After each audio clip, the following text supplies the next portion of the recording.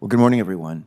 I want to welcome our nominee. I want to welcome our colleague, Senator Casey, and I want to welcome especially the wife of Joe Goffman. Thank you for sharing your husband with all of us in this country. And I told her, I said, I'm going to be watching to see if your lips move while he speaks. And anyway, so we'll know who is calling the shots. I was communicating into the night last night with John Cornyn. John and I were supposed to be chairing another hearing this afternoon on our trade committee in dealing with the supply chain resilience. And he texted me last night and said he was on his way back to Texas. And I think I'd like to start with a moment of silence, okay?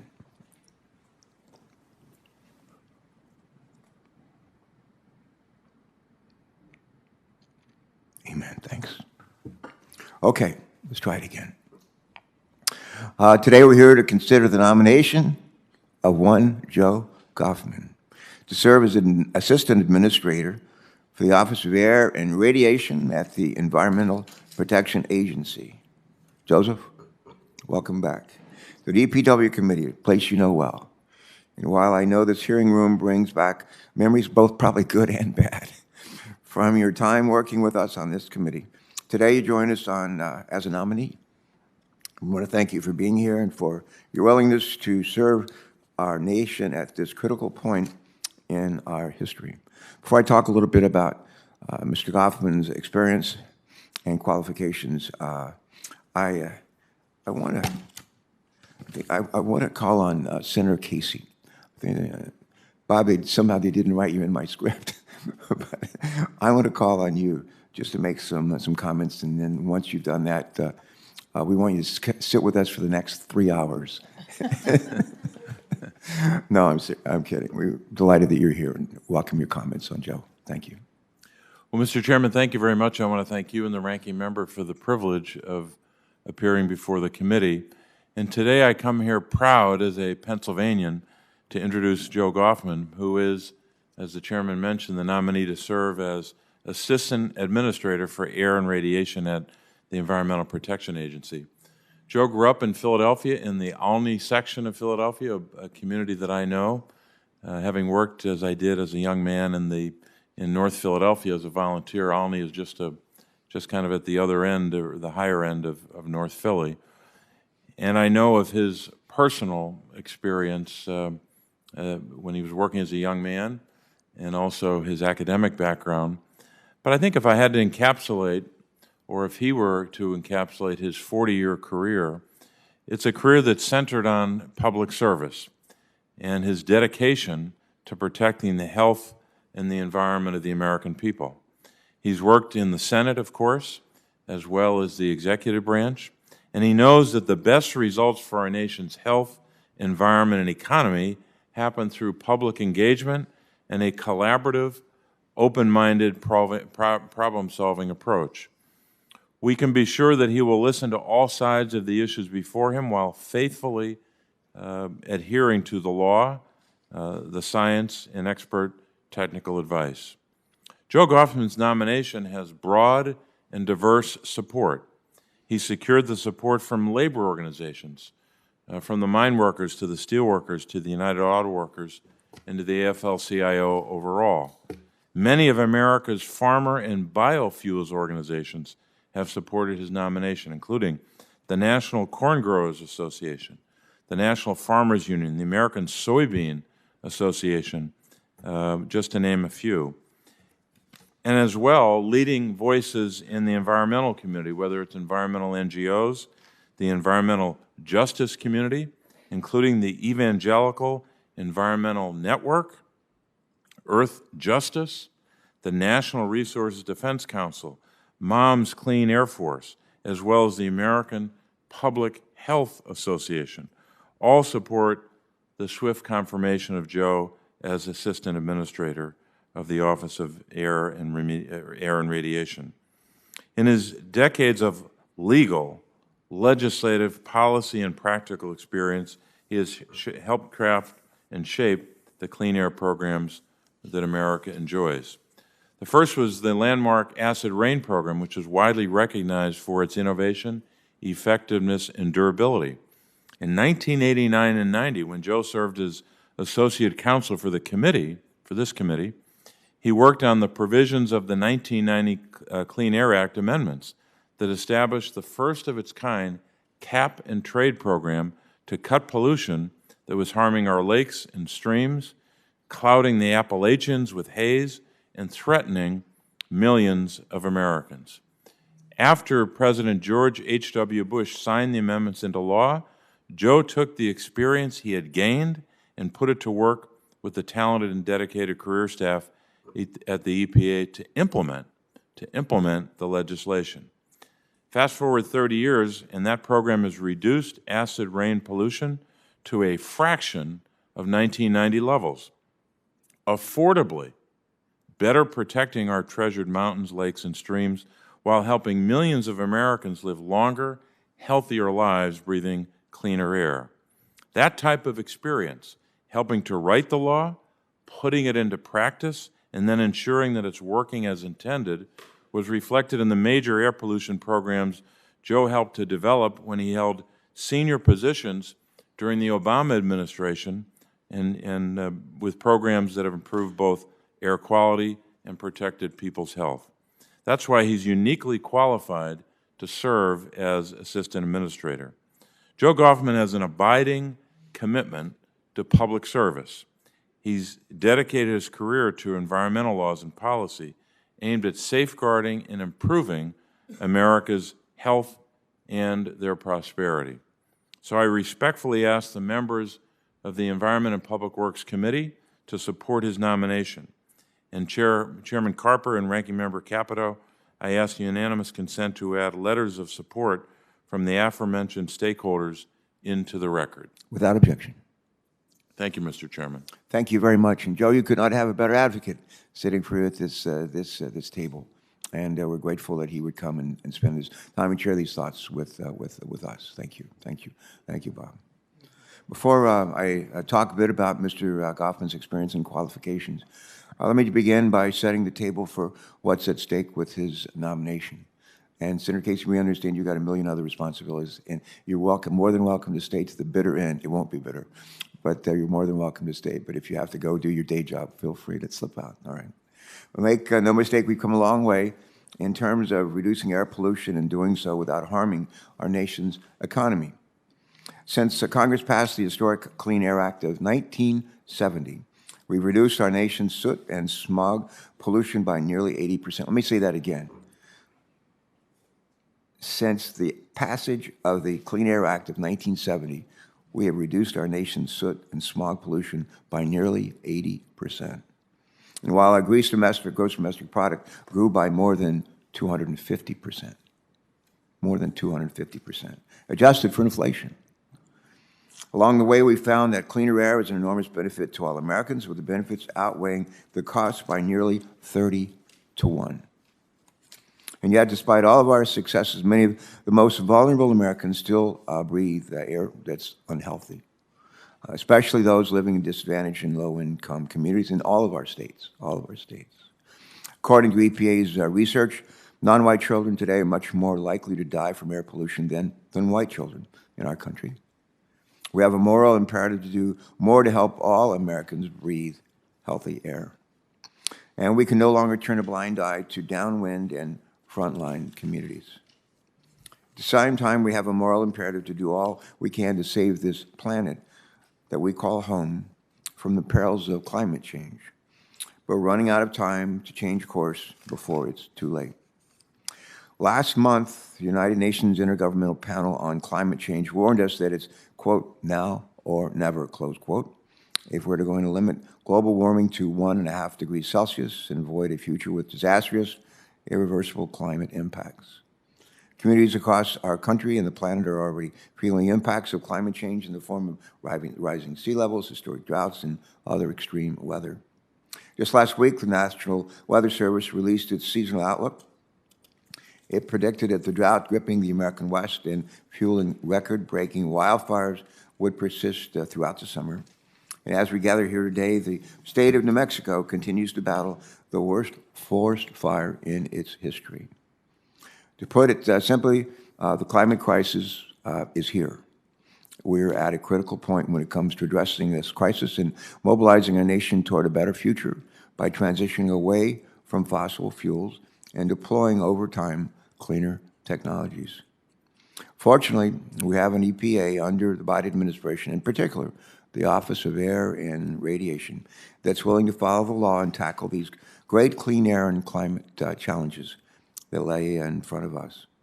With all of this said, it's clear that the Assistant Administrator for the Office of Air and Radiation has an outsized impact on our lives, from protecting Americans from planet-warming pollution to cleaning up air toxics to improving vehicle emissions standards. President Biden selected Joe Goffman to lead this office because he knows that Mr. Goffman is up to the task. Throughout his time at EPA, Joe Goffman has demonstrated his commitment to following the law in a way that provides cleaner air and a safer climate for all of us, while also providing predictability and certainty for industry. Predictability and certainty are always the top priority for businesses. A great example of this is Mr. Goffman's integral role in the crafting of the mercury and air toxic rule while he was at EPA under the Obama administration. This rule helped reduce mercury and other air toxic emissions from our nation's power plants by 90%, protecting the health of pregnant women and children across our nation. Despite early industry concerns the rule would cause blackouts, there were not any. In fact, the rule was achieved by every utility in the country on time and under budget. Today, every major utility organization supports the rule. It has enabled us to achieve major health benefits across this country, which is fundamental to job creation and job preservation. This is just one example of why Joe Goffman is so deeply respected and highly qualified for the job at hand. Joe has garnered broad support from the environmental community and industry. That probably comes as no surprise. But I would add to that, his support includes utility organizations like the Edison Electric Institute, biofuel groups such as Renewable Fuel Association, tribal organizations like the National Tribal Air Association, as well as some of our largest unions, including the AFL-CIO. To my amazement, even the United Mine Workers, our nation's largest union of coal miners, have voiced their support for Mr. Goffman's nomination to lead the Office of Air and Radiation, and the list goes on. Having worked a bit with Mr. Goffman, I know he is well prepared for this role. He's a lifelong public servant with nearly a decade of experience at the Office of Air and Radiation, as well as several stints serving on this committee, the EPW committee, that we're privileged to serve on today. He also spent time as a staffer for former Senator Joe Lieberman, and we look forward to hearing from Joe today. Before we hear from you, though, we're going to hear from this good lady to my right, who brought today a young 7-year-old with her, and maybe she'd like to mention who that was, but we're happy to welcome her and delighted to be with you. Senator Capito. Well, thank you, Mr. Chairman, and thank you for the very meaningful moment of silence. I know that many of us are just deeply heartbroken by the news that we hear in Texas today. And I guess more poignantly, I was lucky enough to have my 7-year-old granddaughter, Eliza Capito, with me today. She's on break right now, and she's here seeing government in the making. And like any proud grandmother, thank you for taking time to meet, both of you, to meet with her. And thank you for holding today's confirmation hearing. We appreciate having the hearing on our nominee to serve as the Assistant Administrator of the EPA's Office of Air and Radiation, Mr. Joe Goffman. Thank you for the visit to my office last week.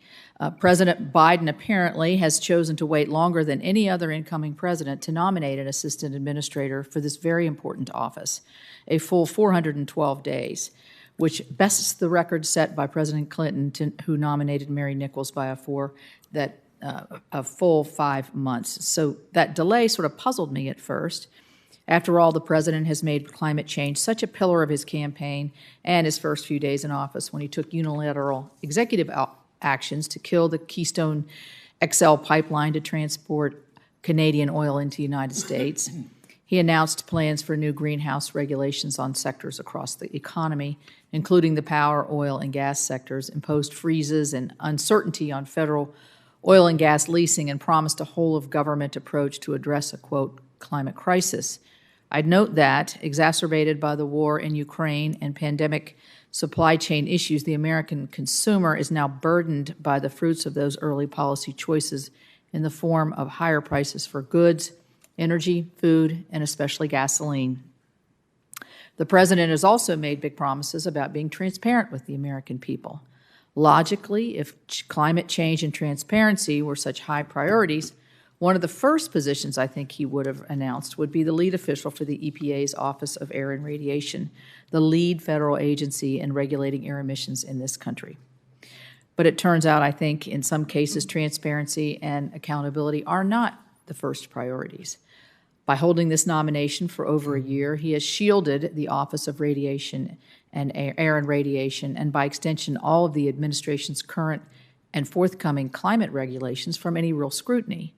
Because of this delay, until today, the American people's elected officials in Congress, and that is us, have had no opportunity to provide counsel on a nominee or conduct direct oversight over the office that Mr. Goffman has led essentially in his acting capacity. It's a bit dismissive, I think, of our constitutional advice and consent role here in the Senate that President Biden chose to fill the role with somebody who's actually been in the role and is now being nominated to run since day one. This all comes across clearly as a tactic, I think, designed to shield that office and Mr. Goffman from being answerable to Congress and the American people, but we're glad he's here today to start fulfilling that obligation. Unfortunately, hiding policies from congressional oversight is a pattern when it comes to President Biden and his White House and the climate czars. He has tasked the czars in the White House with developing climate plans and executing them, hidden from the accountability to the public. And I talked about this, interestingly enough. I must have been clairvoyant because I've been talking about it at every hearing, but I talked about it at our very first hearing. Even as a sitting senator and ranking member of the committee, when I've written to White House officials to ask for more information on climate policies or social cost of greenhouse gas, I get nothing in response. I don't even get an acknowledgement of a receipt of my inquiry. So, as I said, Mr. Goffman, thank you for being here today. You're finally before the committee, and I look forward to hearing some answers because I know that you have been and would continue to be in regular communication with the White House. Apparently, you have been meeting with Gina McCarthy discussing plans to regulate power plants since the early days of the administration, even before the EPA Administrator Regan was in place. So I would like to hear whether you, or if so, how your 2035 climate targets are achievable without crushing the energy sector and the whole U.S. economy and jobs. This is especially important now that we need more energy domestically, even as President Biden has promised more American energy exports to our allies confronting Russia, all while his administration is undercutting actual production here at home. In addition to hearing what you've been doing for the last 15 months, I would also like to talk a bit about the 8 years you served in the Obama administration and how that might signal what could come. In our meeting earlier this month, we spoke about the Clean Power Plan and unrealistic and, I believe, illegal regulations stopped from going into effect by the Supreme Court. That regulation was designed to override elected state governments and decimate livelihoods in entire communities. Its mere proposal sent a shock through the energy sector, and combined with other regulations, it contributed in my state to hopelessness, poverty, drug overdoses, and despair. And I discussed that with you. Dr. John Deskins, who's the director of West Virginia University's Bureau of Business and Economic Research, testified before a House committee last year and put it in explicit terms the devastation communities in my state have experienced. He explained, quote, "Coal production has fallen by approximately one-half from its 2008 high. This has led to a loss of around 15,000 coal jobs and a direct loss of $3.5 billion in economic output. These losses ignite a vicious cycle where we see outmigration of our younger men and women, an aging population, drug abuse, and so on, making it even more challenging to attract new business, thus continuing this cycle," end quote. The regulations that you authored during the Obama administration even as they may have provided negligible climate benefits, really ended up hurting, in my state, people and our communities. So when you say using the Clean Air Act to shift generation from some types of electricity to other types of generation is just, quote, common sense, we need to talk to the American people and West Virginians about that. Your job at EPA is not to rewrite the law, it is to implement it. At a time when this administration has shown a willingness to flout congressional intent and stretch executive power beyond any reasonable interpretation of Congress's words in federal statutes, this is especially concerning to many of us. President Biden has already shown through your delayed nomination that he doesn't take advice and consent seriously. So now we're going to see if you will take Congress's words seriously when confirmed to give us that transparency and accountability that we are due and desire. I look forward to hearing from you. It's long overdue. And Chairman Carper, I yield back. Thanks. Thank you, Senator Capito, for your statement. We're now ready to welcome Mr. Goffman to the witness table. And again, we thank you for joining us today. We thank you for your previous service to our country, and you're recognized for your opening statement. Please proceed.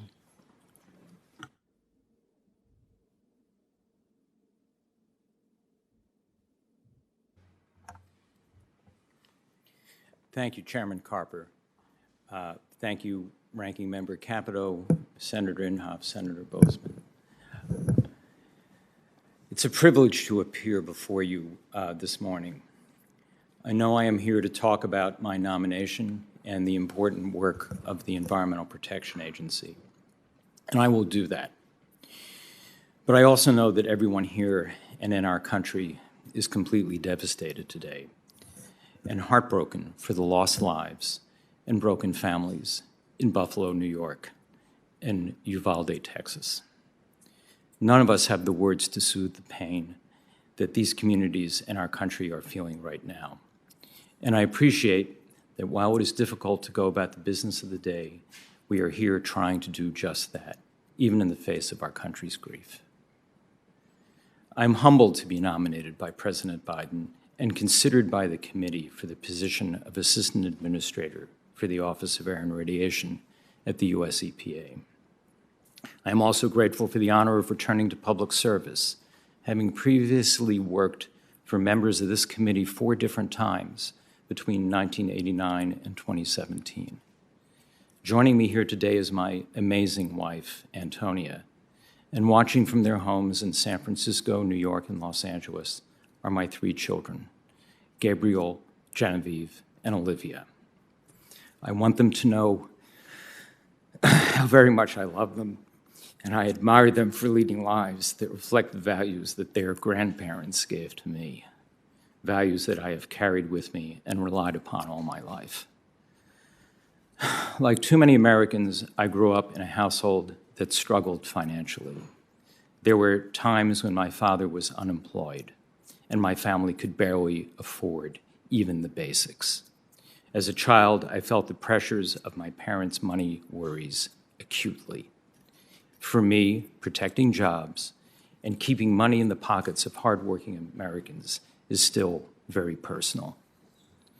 College was out of the question unless I worked hard enough in school to gain scholarships and financial aid, and hard enough after work and over summers to earn the rest. That meant working as a stock boy and janitor's assistant in a department store during high school, and in a union job as a line worker in a corrugated box factory during college. Besides giving me a strong work ethic, my parents insisted that my values center around doing good.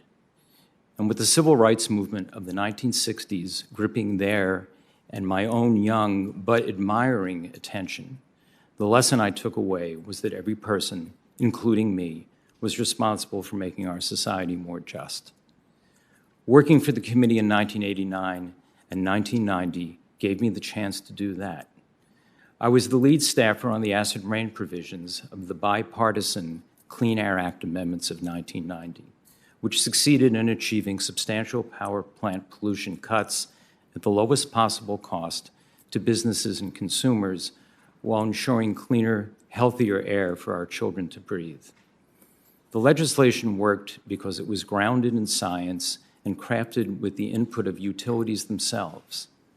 Since then, I made it my business as a Senate staffer and as an EPA appointee to prioritize engagement with all stakeholders, from frontline communities to workers to businesses, and to listen proactively, learn from others' experiences, and reflect their concerns in my work.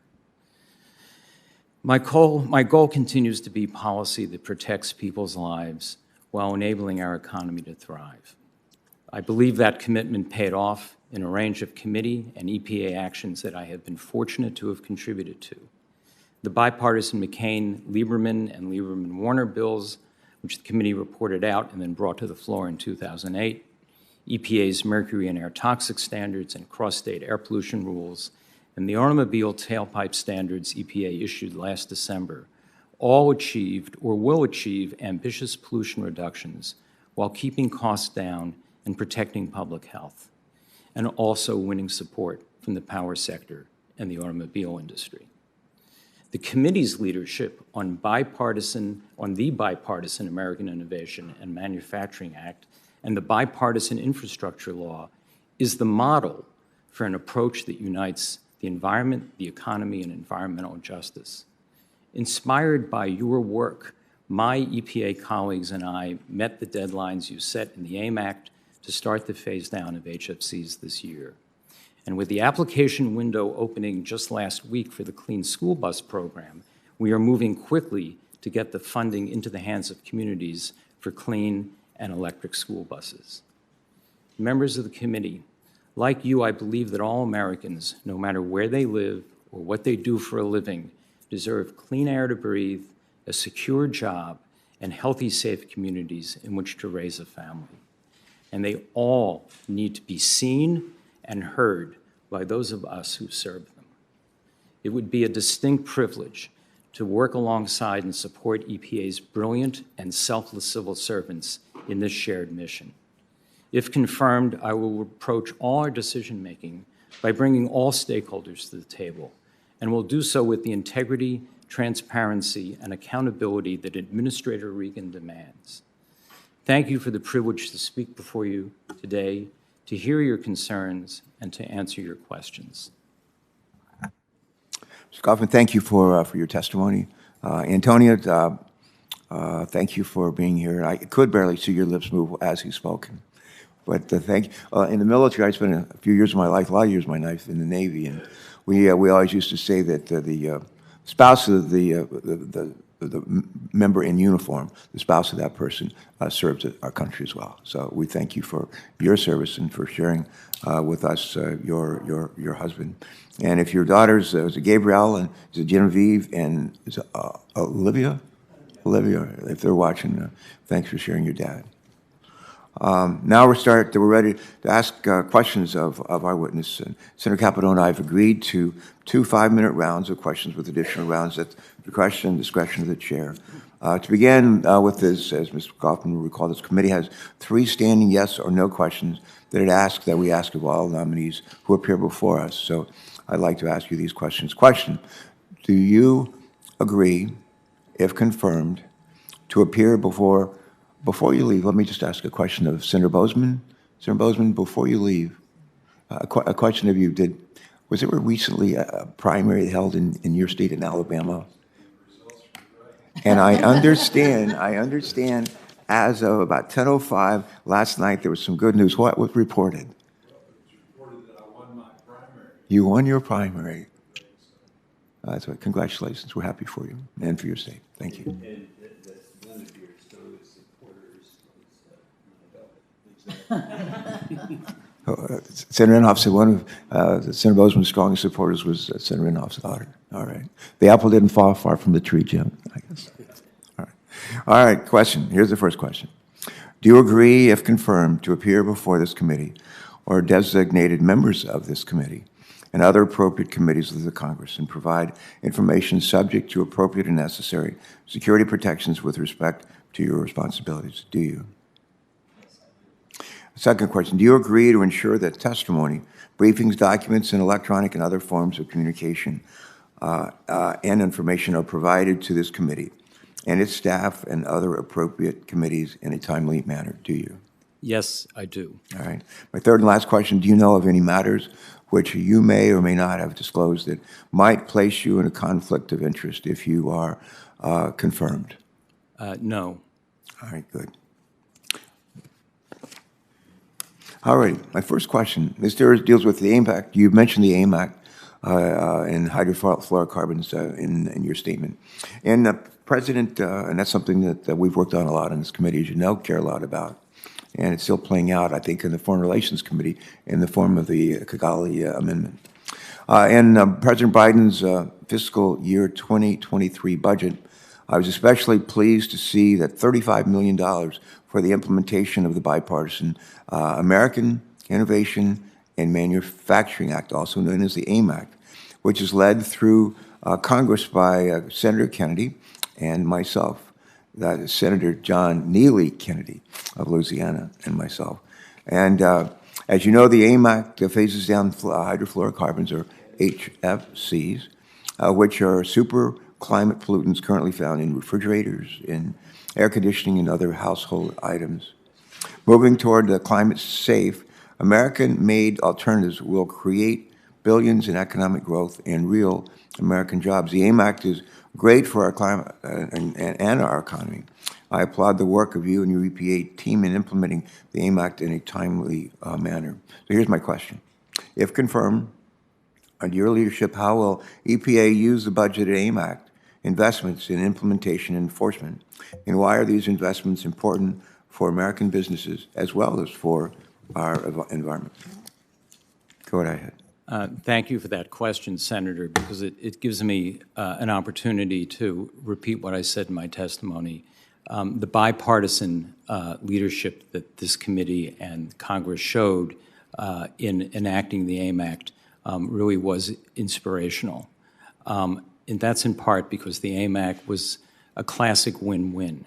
As you already pointed out, Senator Carper, reducing HFCs addresses a very potent climate change pollutant. At the same time, it's a policy that promotes innovation in our industry of the kind that is instrumental to economic growth. So we at EPA take very seriously, completely seriously, our duty to carry out and reach both of those objectives. What we think our resources would be most useful doing is threefold. First, continuing to implement the program as required on time and on schedule to achieve the phase downs mandated by the Act. Second, to use a powerful tool that you all gave us to help promote beyond the phase down the accelerated transfer from current technologies to new technologies. And we've already started to do that by granting nearly a dozen petitions to make just those changes. And finally, it's critical that we have the resources to enforce compliance with the Act. As it turns out, looking at the experience that other countries who have put similar programs in place have already had, we're in the process of making HFCs scarce. Therefore, we're making them valuable. Therefore, we're creating an incentive for people to import them or companies to import them illegally. And we have to put in a lot of sweat equity in order to deal with, deter, and prevent those illegal imports. I have the privilege of co-chairing the HFC task force with DHS and Customs and Border Patrol, and we've set up a program at all of our ports to stop the illegal importation of HFCs. That's, again, critical to both objectives of the legislation, the environmental objective and the technology innovation objective. And that's why having resources for this program is so important to fulfill the objectives that Congress created in this legislation. Good. Keep that up. The second question, the U.S. transportation sector is responsible for about a third of our country's climate change emissions, as you know. Good news is that we have U.S. technology that can dramatically reduce these emissions in a way that also slashes consumer costs at the pump. In December of last year, in part under your leadership, EPA finalized its new greenhouse gas emission standards for passenger cars and light trucks for model years 2023 through 2026.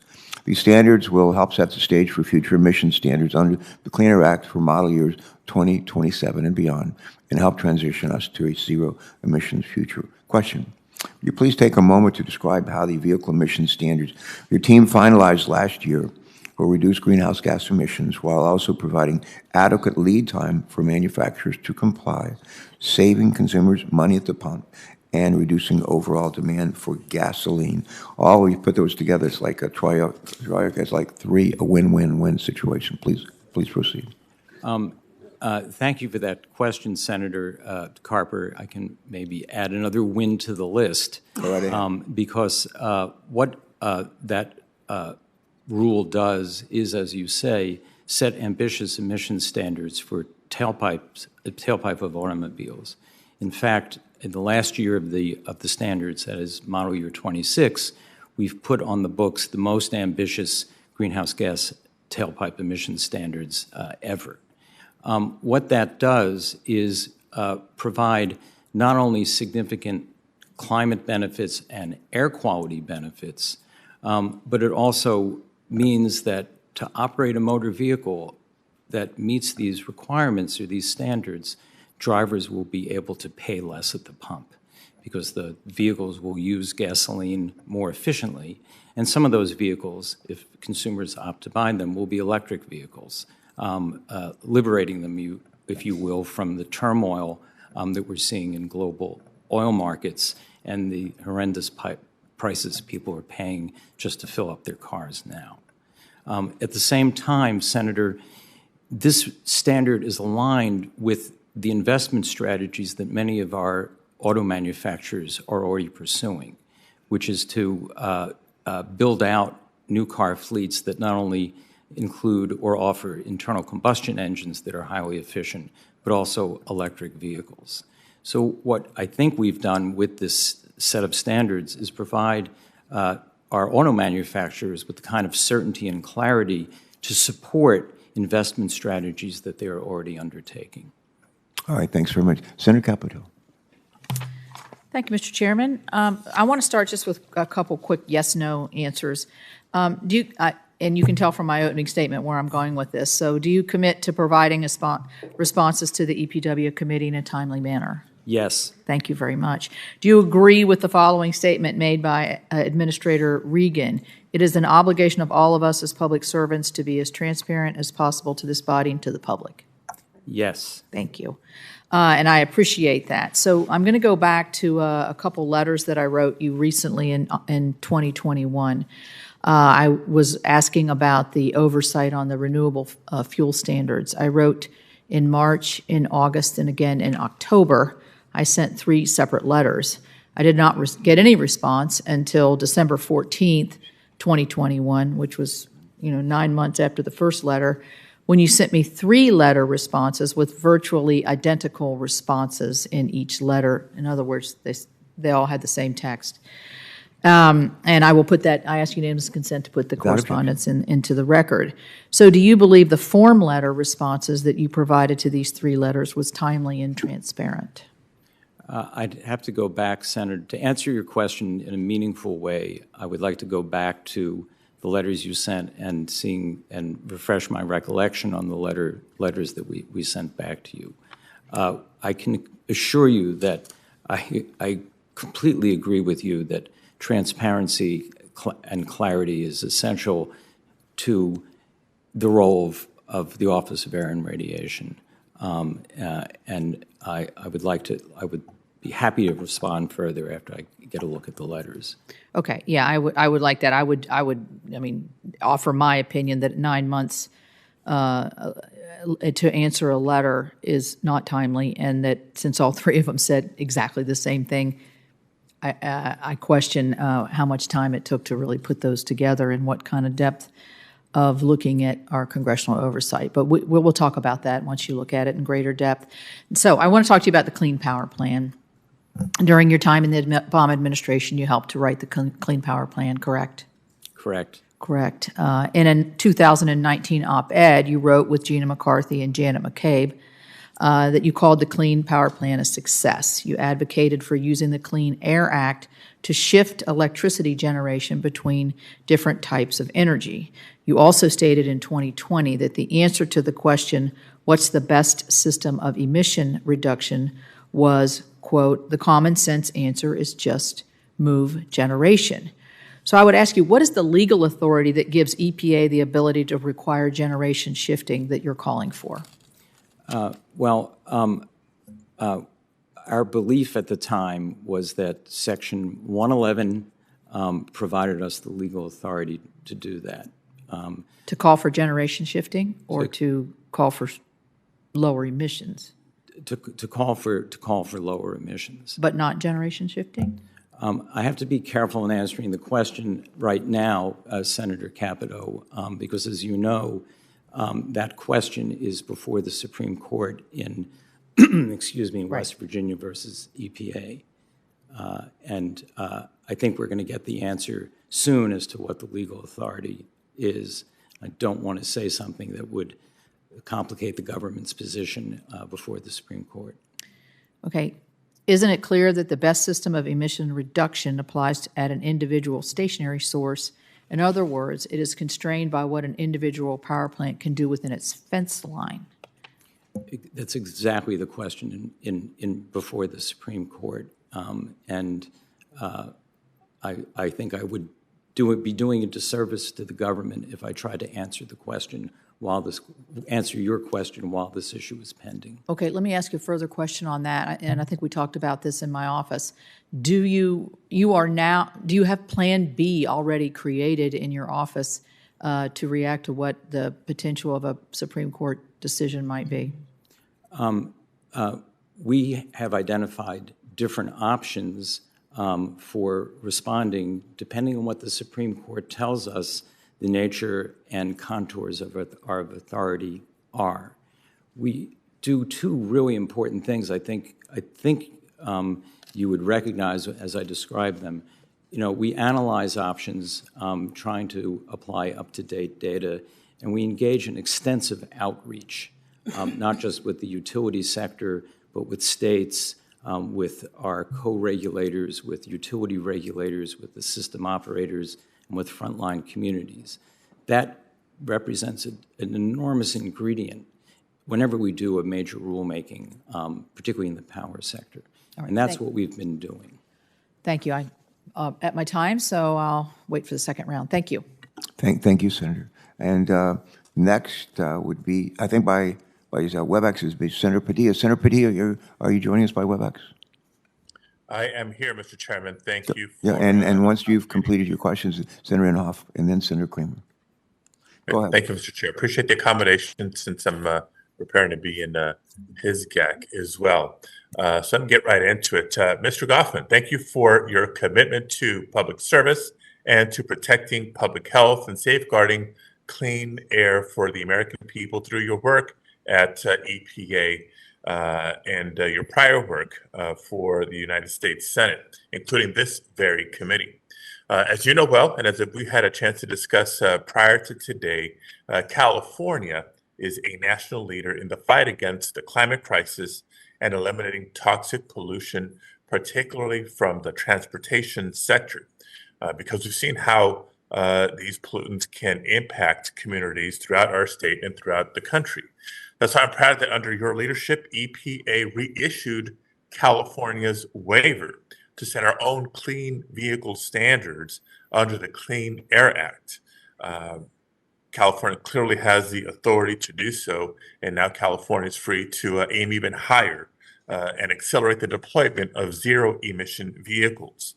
So thanks to California's leadership and the partnership with the federal government, California can continue to make progress and lead the way on clean air while providing the model for other states to consider and to follow. So my first question, Mr. Goffman, is this. Can you share your thoughts on EPA's Clean Air and Climate Partnership with the state of California and how, through a partnership, we can accelerate the deployment of zero-emission vehicles? Excuse me. Thank you for that, Senator. that question, Senator Padilla. One of the things that EPA is doing, both out of my office and out of Region 9 of the EPA, is engaging in a work group with the California Air Resources Board and the air quality management districts in Southern and Central California. We're focused on a number of issues that are critical to ensuring progress in improving air quality in California.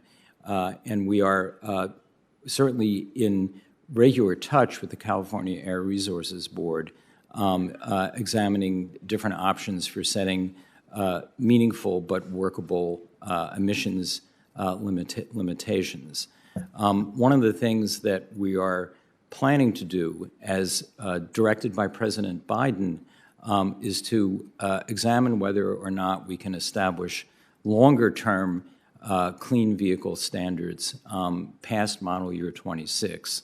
And we're certainly taking into consideration the technology options that California itself has identified as being potentially available to achieve very, very low-emitting or even zero-emitting vehicles and promoting zero-emitting technologies.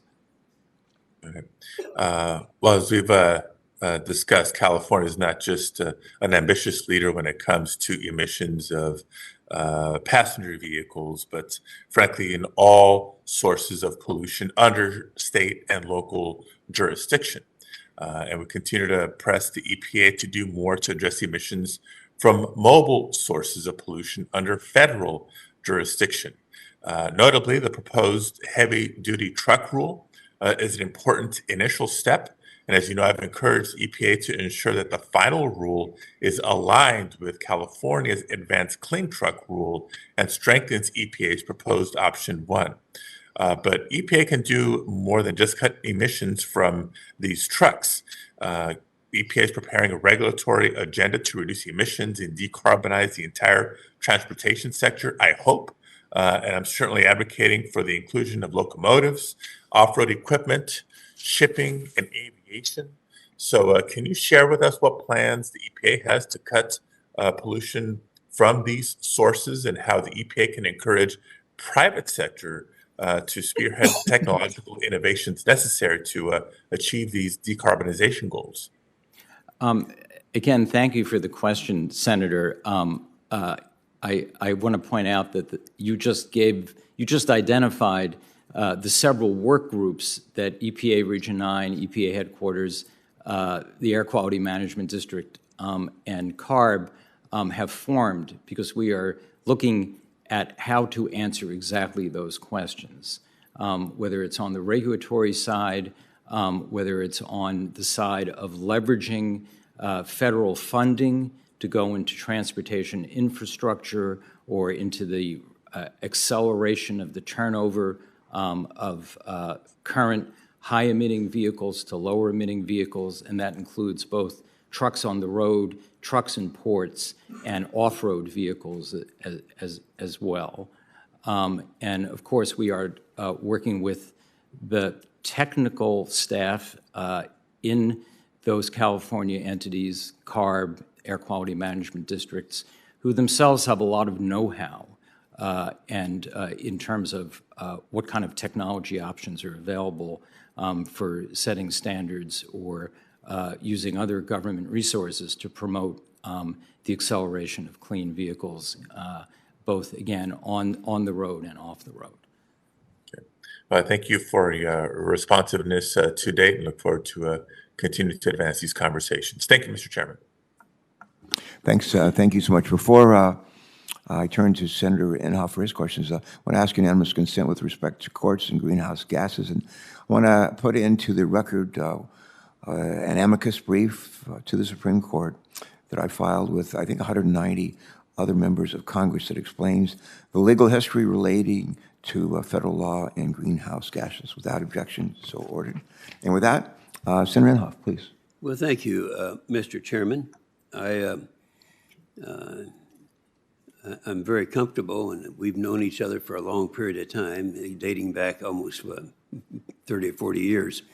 And people wonder in the outside world how you can be opposed to a person and still maintain a friendship. We have successfully done that, and I've always appreciated that.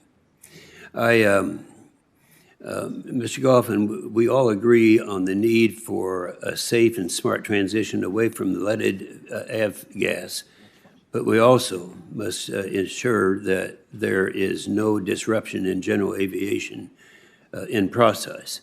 Unfortunately, without a clean and clear transition, airports may begin unilaterally prohibiting the availability of leaded avgas.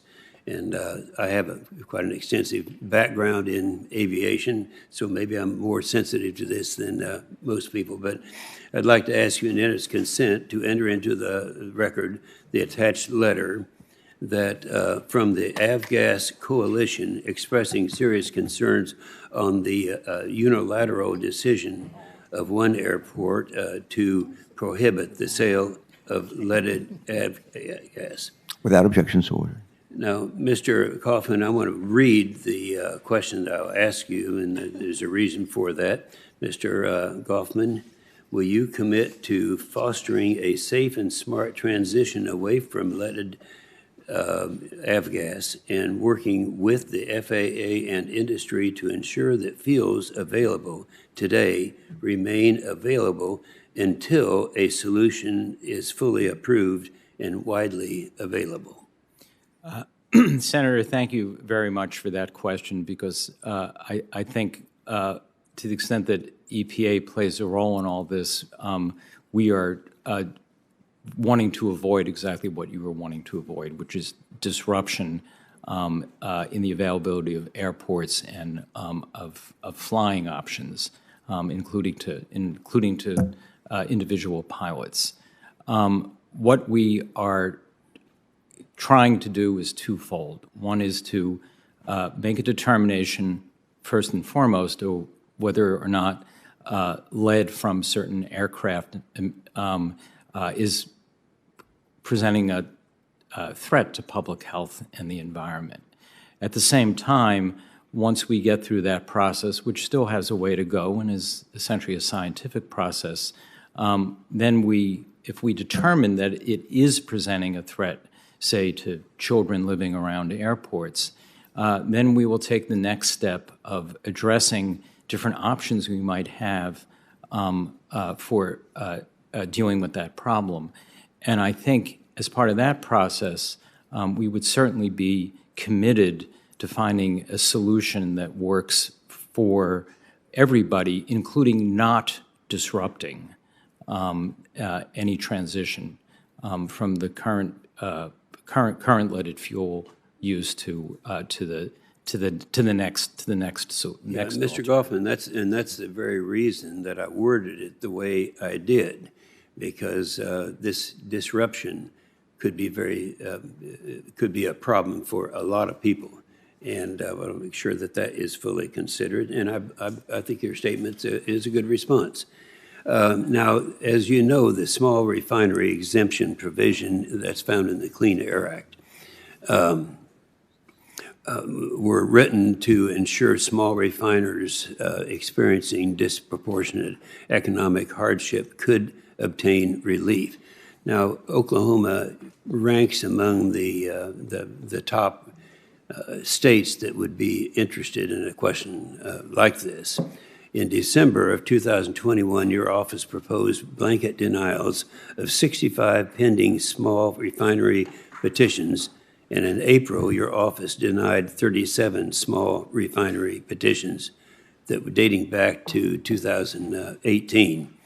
Now, Mr. Goffman, considering the inflation is at 8.3%, is disproportionate economic hardship no longer considered when reviewing these petitions? Is that no longer used as a consideration, that type of hardship? Well, Senator, I'm glad you asked that question, because it gives me a chance to give you an update on where we are on what is a complicated issue, and one that the federal courts across the country have weighed in on. I think I understand why, given what people are facing at the pump right now, everybody would be wondering whether the actions we're proposing to take, and in some cases took, with respect to small refineries, is going to have an impact in making matters worse for drivers. I believe the answer is no, but what's really important is that in the last 2 or 3 years, a number of federal courts have handed down opinions about how we have implemented the small refinery exemptions. And basically the message they sent us is, EPA, you got to pay attention to precisely what your authority to address hardship is and isn't. And you got to pay attention to your own analysis of the impact of the RFS program on fuel markets. And basically, Senator, the courts have been telling us to get our story straight. So what we were trying to do in December was to respond to those remands, lay out our thinking, lay out our analysis, and then ask the small refinery exemption applicants to respond to what we had proposed and provide additional information in support of their applications. We still, as you pointed out, have about 30 applications pending that we have not made a decision on, although we hope to and plan to issue decisions on those applications shortly. And in doing so, really be clear once and for all as to what the law is, what our analysis shows, and then provide certainty for all stakeholders in the RFS program as to what the road going forward looks like. Well, as you know, the small refinery exemptions provision were written to ensure small refineries experiencing disproportionate economic hardship could obtain relief. What types, has anything been released so far that would directly address this? Mr. Goffman, I want to ask you to answer this question briefly because we have others that are waiting to ask questions. Yes, I think our proposal tried to provide, our December proposal, which you referred to, tried to provide a comprehensive explanation of how we now understand that authority, what it obligates us to do, and particularly what the federal courts have told us the limits of our authority are. Yeah. Well, in December, you referred to your office. Senator Inhofe, I'm going to ask you to wrap up. Blanket denials of 65 pending small refinery petitions. Do you consider that a determination that was made in a very thoughtful way? And is this anything, any finality to this that action? Again, please respond briefly. Yes to the first question. Was it thoughtful? Yes.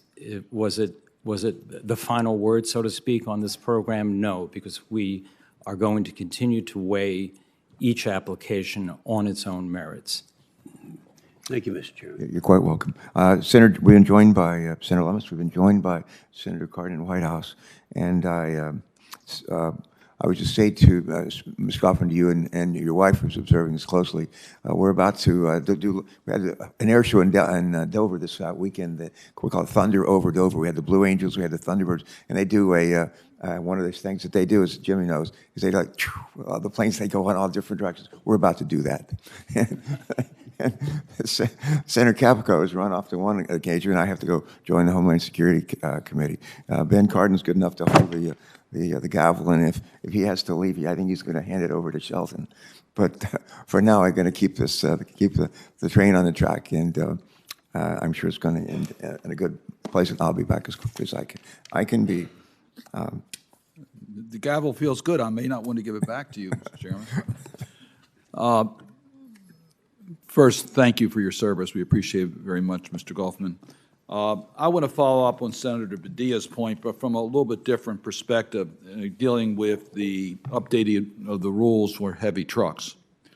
I certainly want us to use innovation and everything we can to reduce pollutants in our air for many reasons. And if I have time, I'll talk about the Chesapeake Bay during this exchange. But I am concerned that in doing that update, we have an open process where the stakeholders have an opportunity to make sure that we're not putting American manufacturers and union workers at a disadvantage.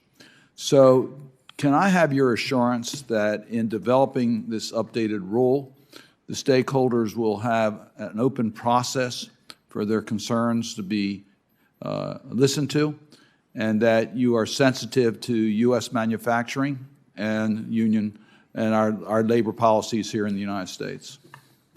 Well, thank you for that question, Senator, because you've articulated one of President Biden's preoccupations and one of EPA's preoccupations. As it happens, my nomination was endorsed by the United Auto Workers and other labor unions. Of course, that's very gratifying on a personal level, but what makes that important is that it's a reminder of the agency's obligation to take into consideration as part of our priorities the concerns of manufacturers and workers. And what you've asked me to affirm is actually an excellent description of what we undertook when we proposed the standards.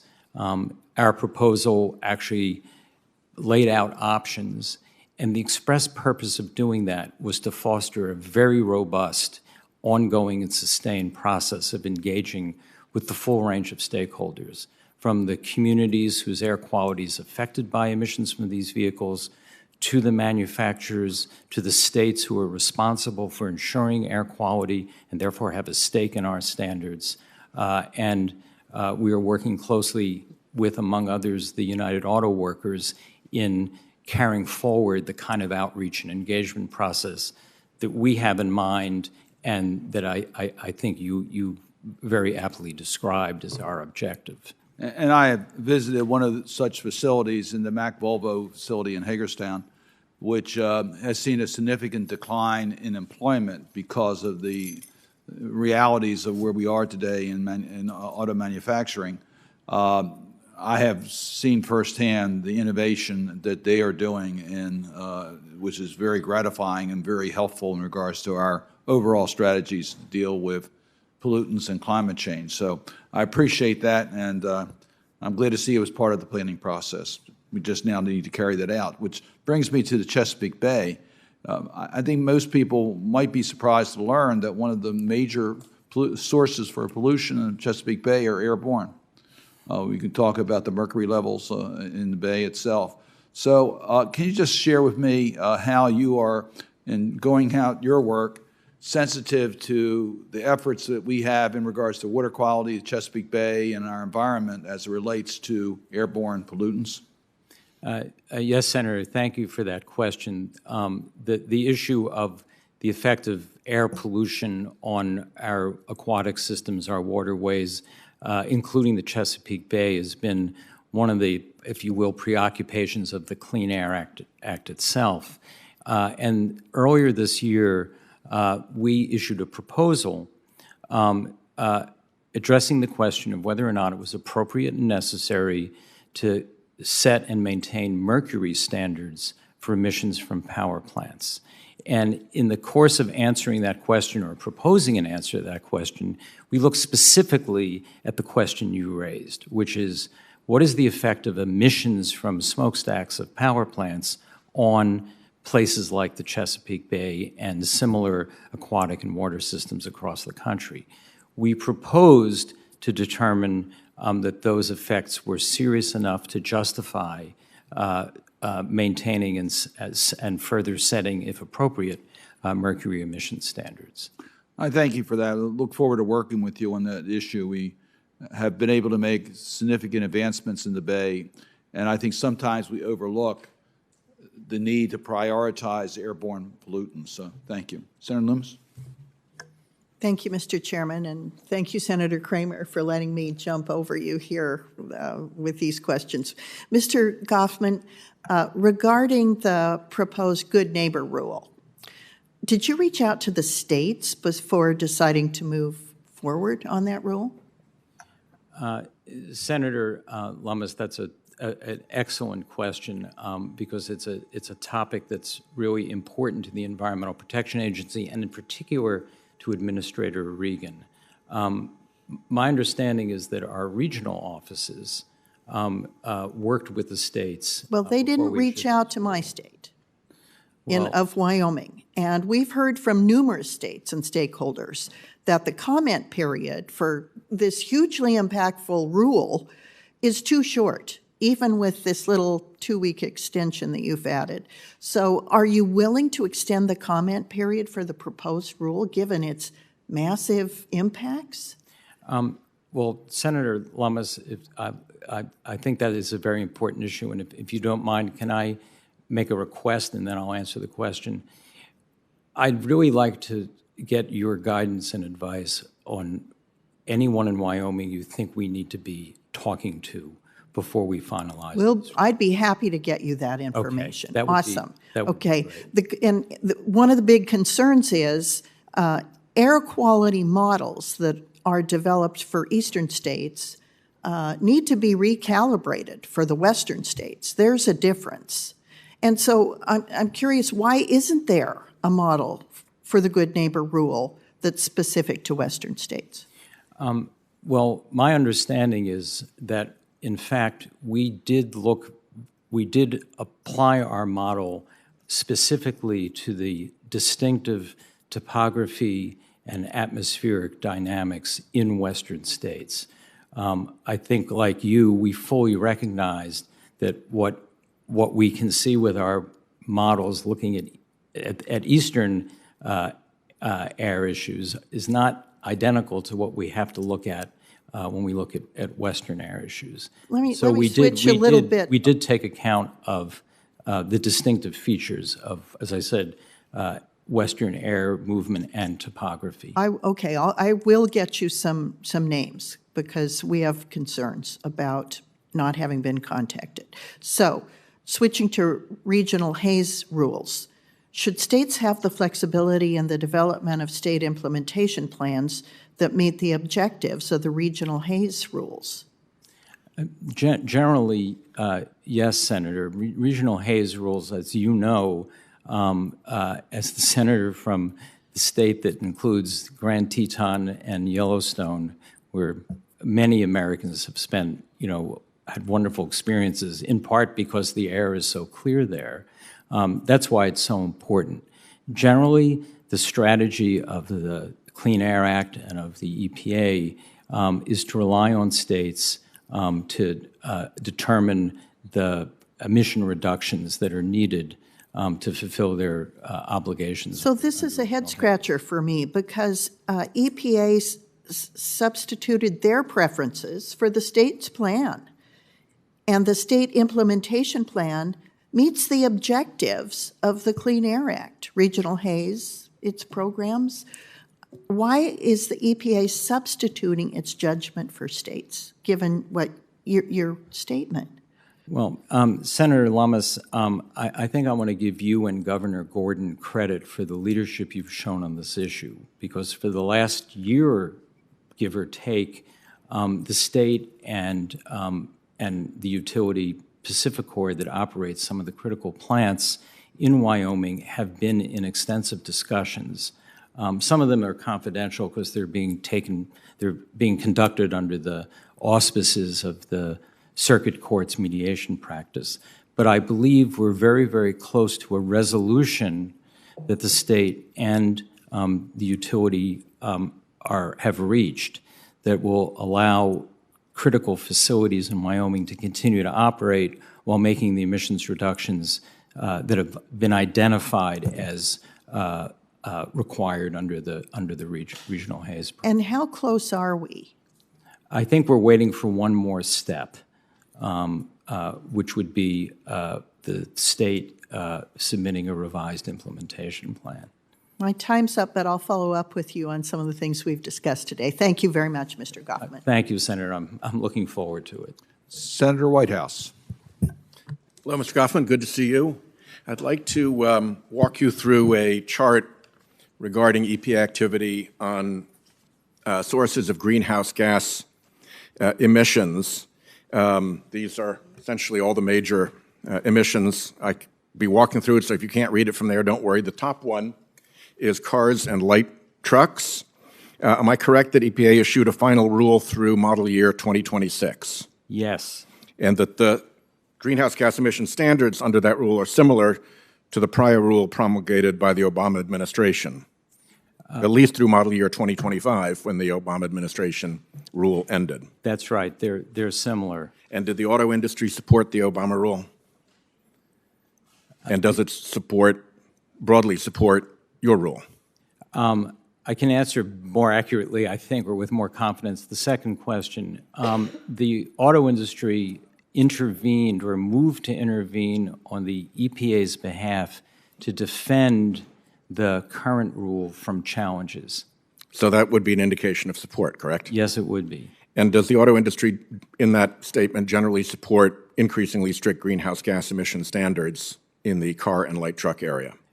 Generally, Senator, that's my understanding. So let's go on to the next category, which is coal-fired power plants. Does EPA currently have a proposal or a final rule to regulate carbon pollution from coal-fired power plants? We do not currently have a proposal to do that because, as you know, Senator Whitehouse, the Supreme Court is about to have a lot to say about our authority.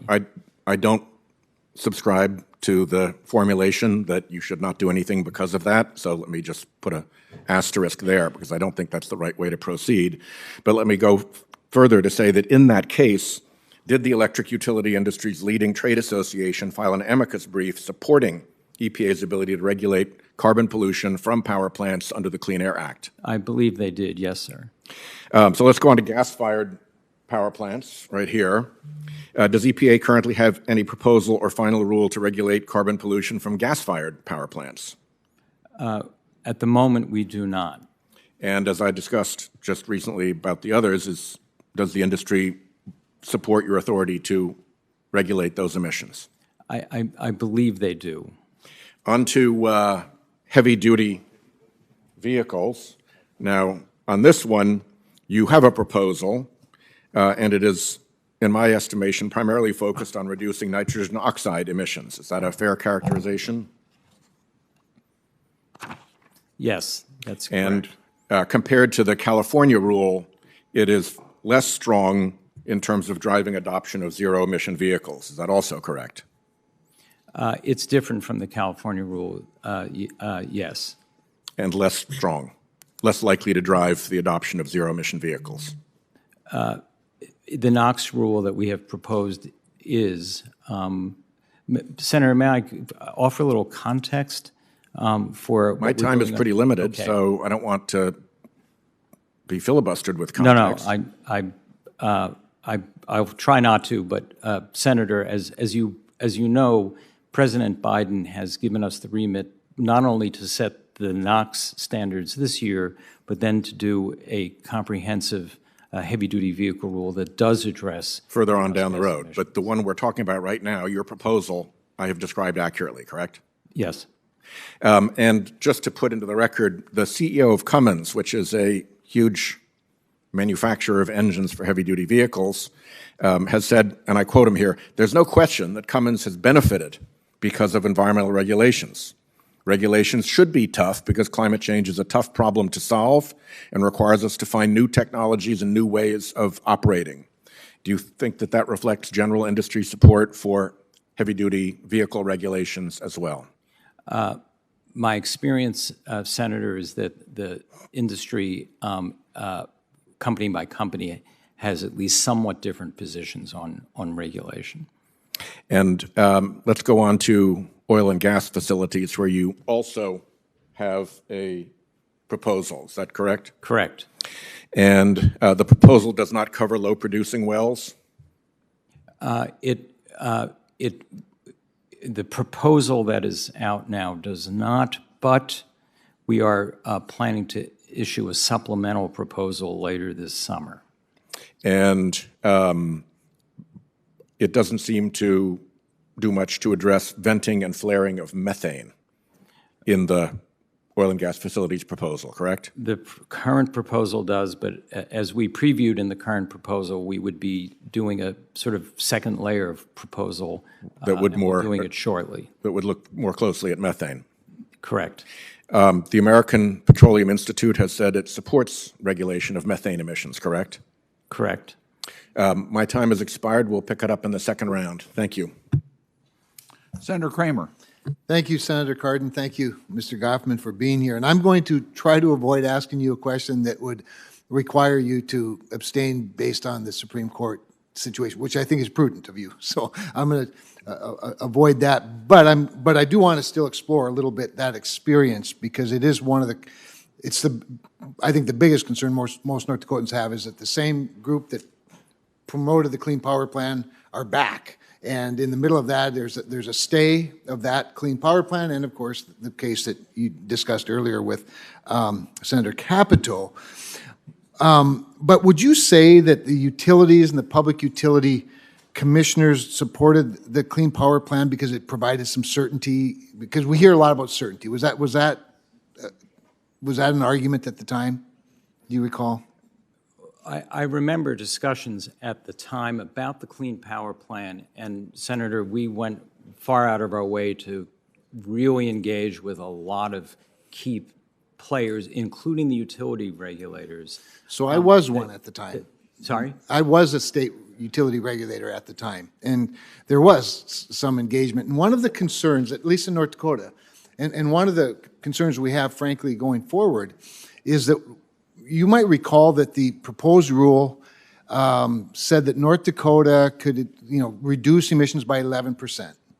And because of that proposed rule and that low number, the principle of not having authority over in 111D and inside the fence line, all the things that Senator Capito talked about, they were willing to sort of waive that principle, accept it, even though they didn't believe it was legal.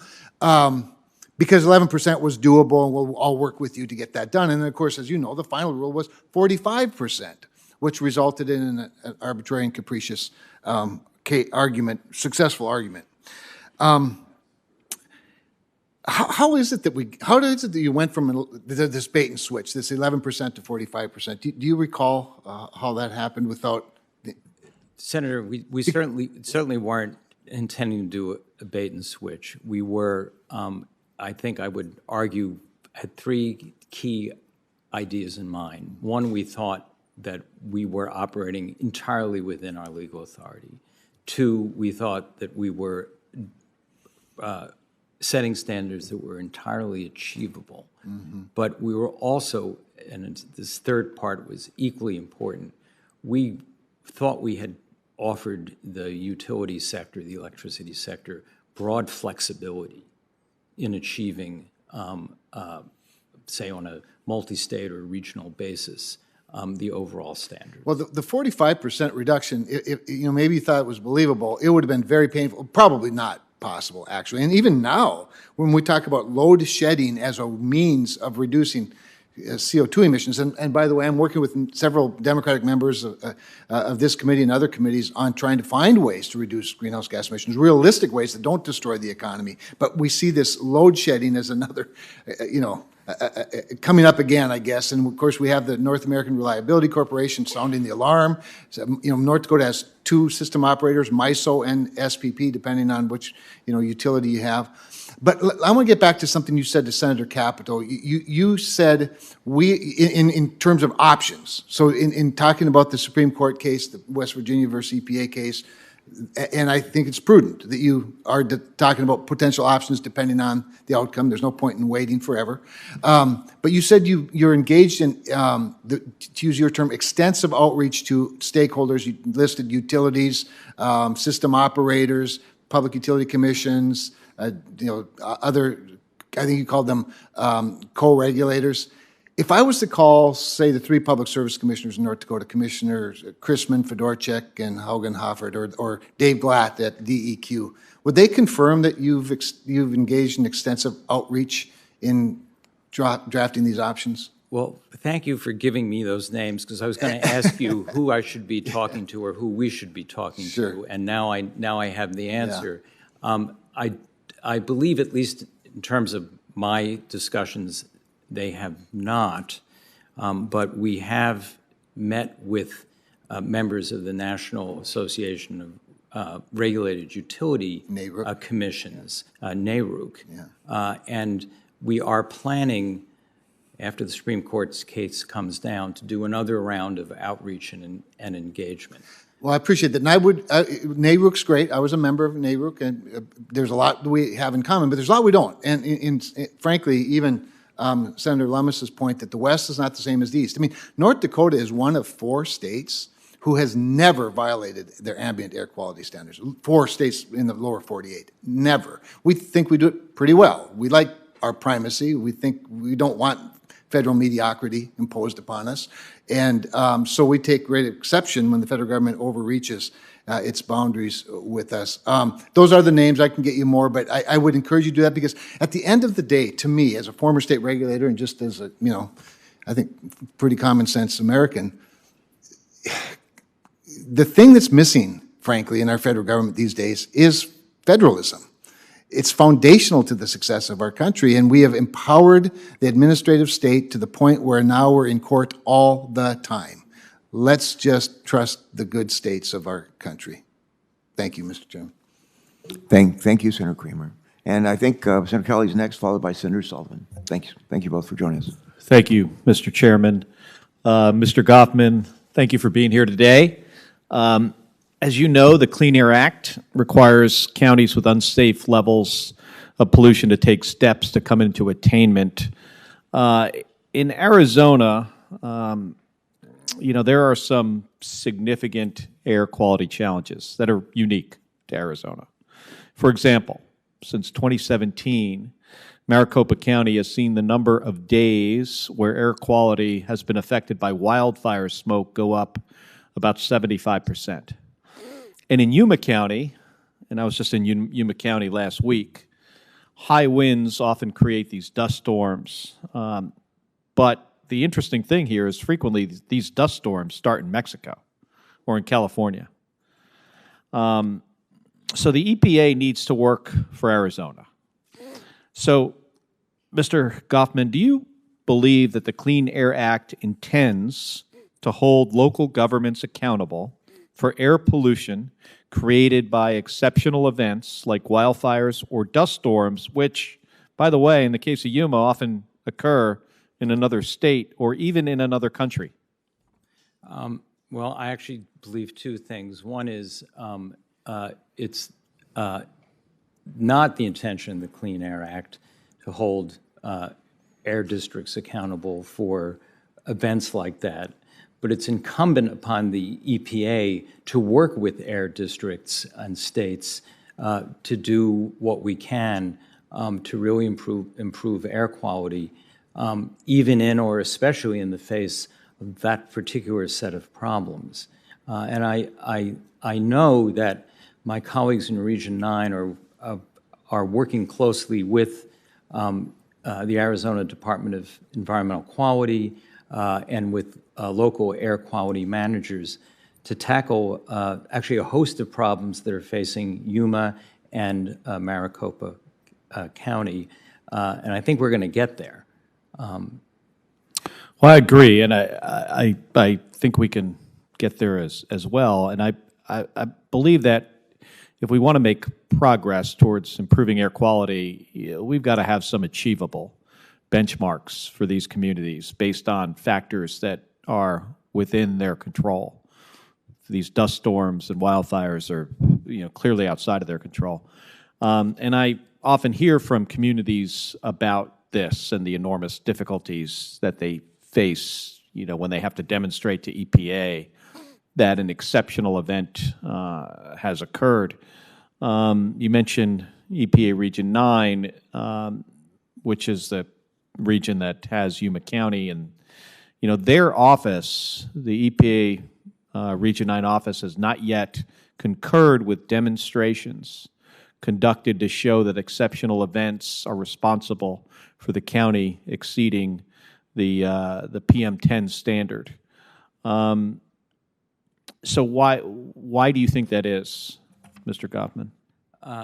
I'm not exactly sure. My understanding is that's still a sort of work in progress, but I will absolutely look into it and get back to you.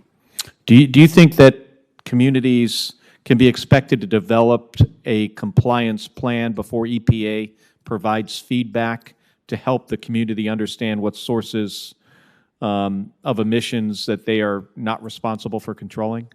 Well, I think historically we've been open to both ways. Some state environmental quality regulators do informally engage with us at the regional level, seeking guidance early on. Some do throughout the process. And what our commitment is to essentially, obviously we have obligations to hold states accountable for their obligations of the Clean Air Act, but the definition of success is getting the air quality results that communities need. And it's often in partnership that states and we are most effective.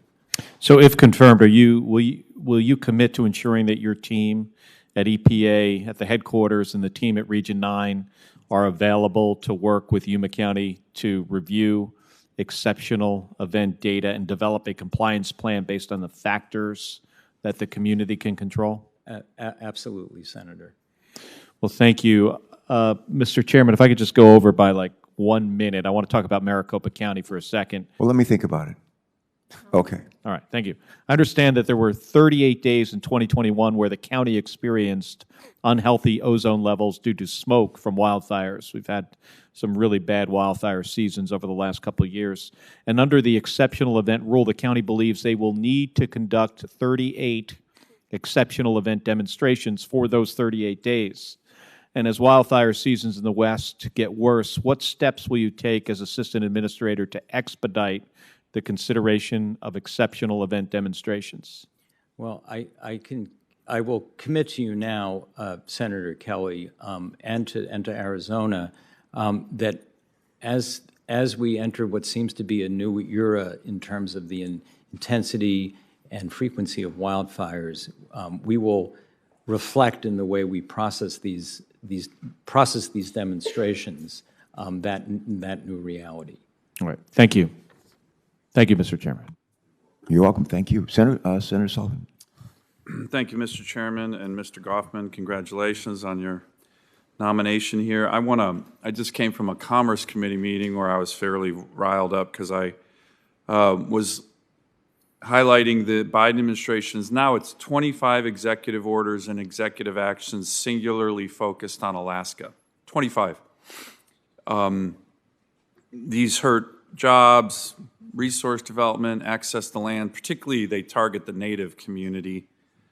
Your former and current boss, Gina McCarthy, is someone who's got enormous disdain for my state. I've seen it in action. Senator Murkowski, the late, great Congressman Don Young, and I had a senior meeting at the White House in December saying, can you please just let up, guys? You're killing us. Targeting my state, our state. How about at least a heads up when you're going to try to crush us the next time? They haven't kept those commitments. These are very senior White House officials. We asked for a meeting with the president, see if he knows that his administration is singularly targeting one state more than any other state in the country. Can I get your commitment if you're confirmed that before you issue any kind of reg or rule or executive action from your position that singularly targets Alaska, that you'll reach out to me and Senator Murkowski and maybe get our views, maybe get our opinions? I was just home last week and my constituents are just, and this is Democrats, Republicans, Native, non-Native, we are just daily assault on the good people. We're Americans too, right? But nobody in the Biden administration seems to care. Can I get your commitment to give me and Senator Murkowski a heads up if you're planning to do something like this? Senator, I think I can say that the Environmental Protection Agency has experience looking at Alaska issues specifically and, if you will, tailoring the requirements of our actions that work for Alaska. So that's a yes? It's a yes, not just informing, but consulting. Good, thank you. I want to show you this real quick. I use this chart a lot. That's emissions, global emissions from each major country in the world since 2005. The U.S. has actually been the global leader on reducing greenhouse gas emissions. You look at China, you look at India, they're through the roof. Do you have an explanation for that? You think it's EPA regulations that did that? It wasn't, was it? Well, what's the reason for that? Why are we the best in the world right now on global emissions almost for the last over 15 years? I think because of the sort of fruitful interaction of EPA standard setting and the... No, it had very little to do with the EPA. It was a revolution in the production of natural gas, right? You might want to read up on that since you're going to be in charge of air. That's why, right there. So when you hear about, hey, let's attack natural gas, you might want to think twice. If every country in the world had that global emissions profile, we wouldn't be having major greenhouse gas emissions problems globally. So just wanted you to be aware of that. But it wasn't the EPA, right? It was the revolution in natural gas by the private sector and ingenuity of the American entrepreneur. Let me go into the next very important issue. You believe in the rule of law, I assume? Yes. You were at the Harvard Environmental Energy and Law program, so I'm assuming you really believe in the rule of law? Trying to overcome it, but yes. Yeah, I'm sure you are. It's tough. I don't blame you, though. How about this issue? EPA gets all of its authority from what body to act? I think right here. Exactly. Right? You used to work here, right? EPW committee. So you understand the EPA cannot act without congressional authority. Isn't that correct? That's my understanding. So that's something you'll commit to, correct? That goes back to the rule of law. And it goes back to the Clean Air Act. Correct. But you won't act without clear congressional authority, correct? We act according to what our best understanding. These are really easy questions. Yes. You need to just say yes. Thank you. Let me raise one issue. It wasn't you, but you worked for it at the time. This was the Michigan versus EPA case where the Supreme Court, 6-3, by the way, said EPA strayed well beyond the bounds of reasonable interpreting in concluding that cost is not a factor relevant to the appropriateness of the regulation of power plants.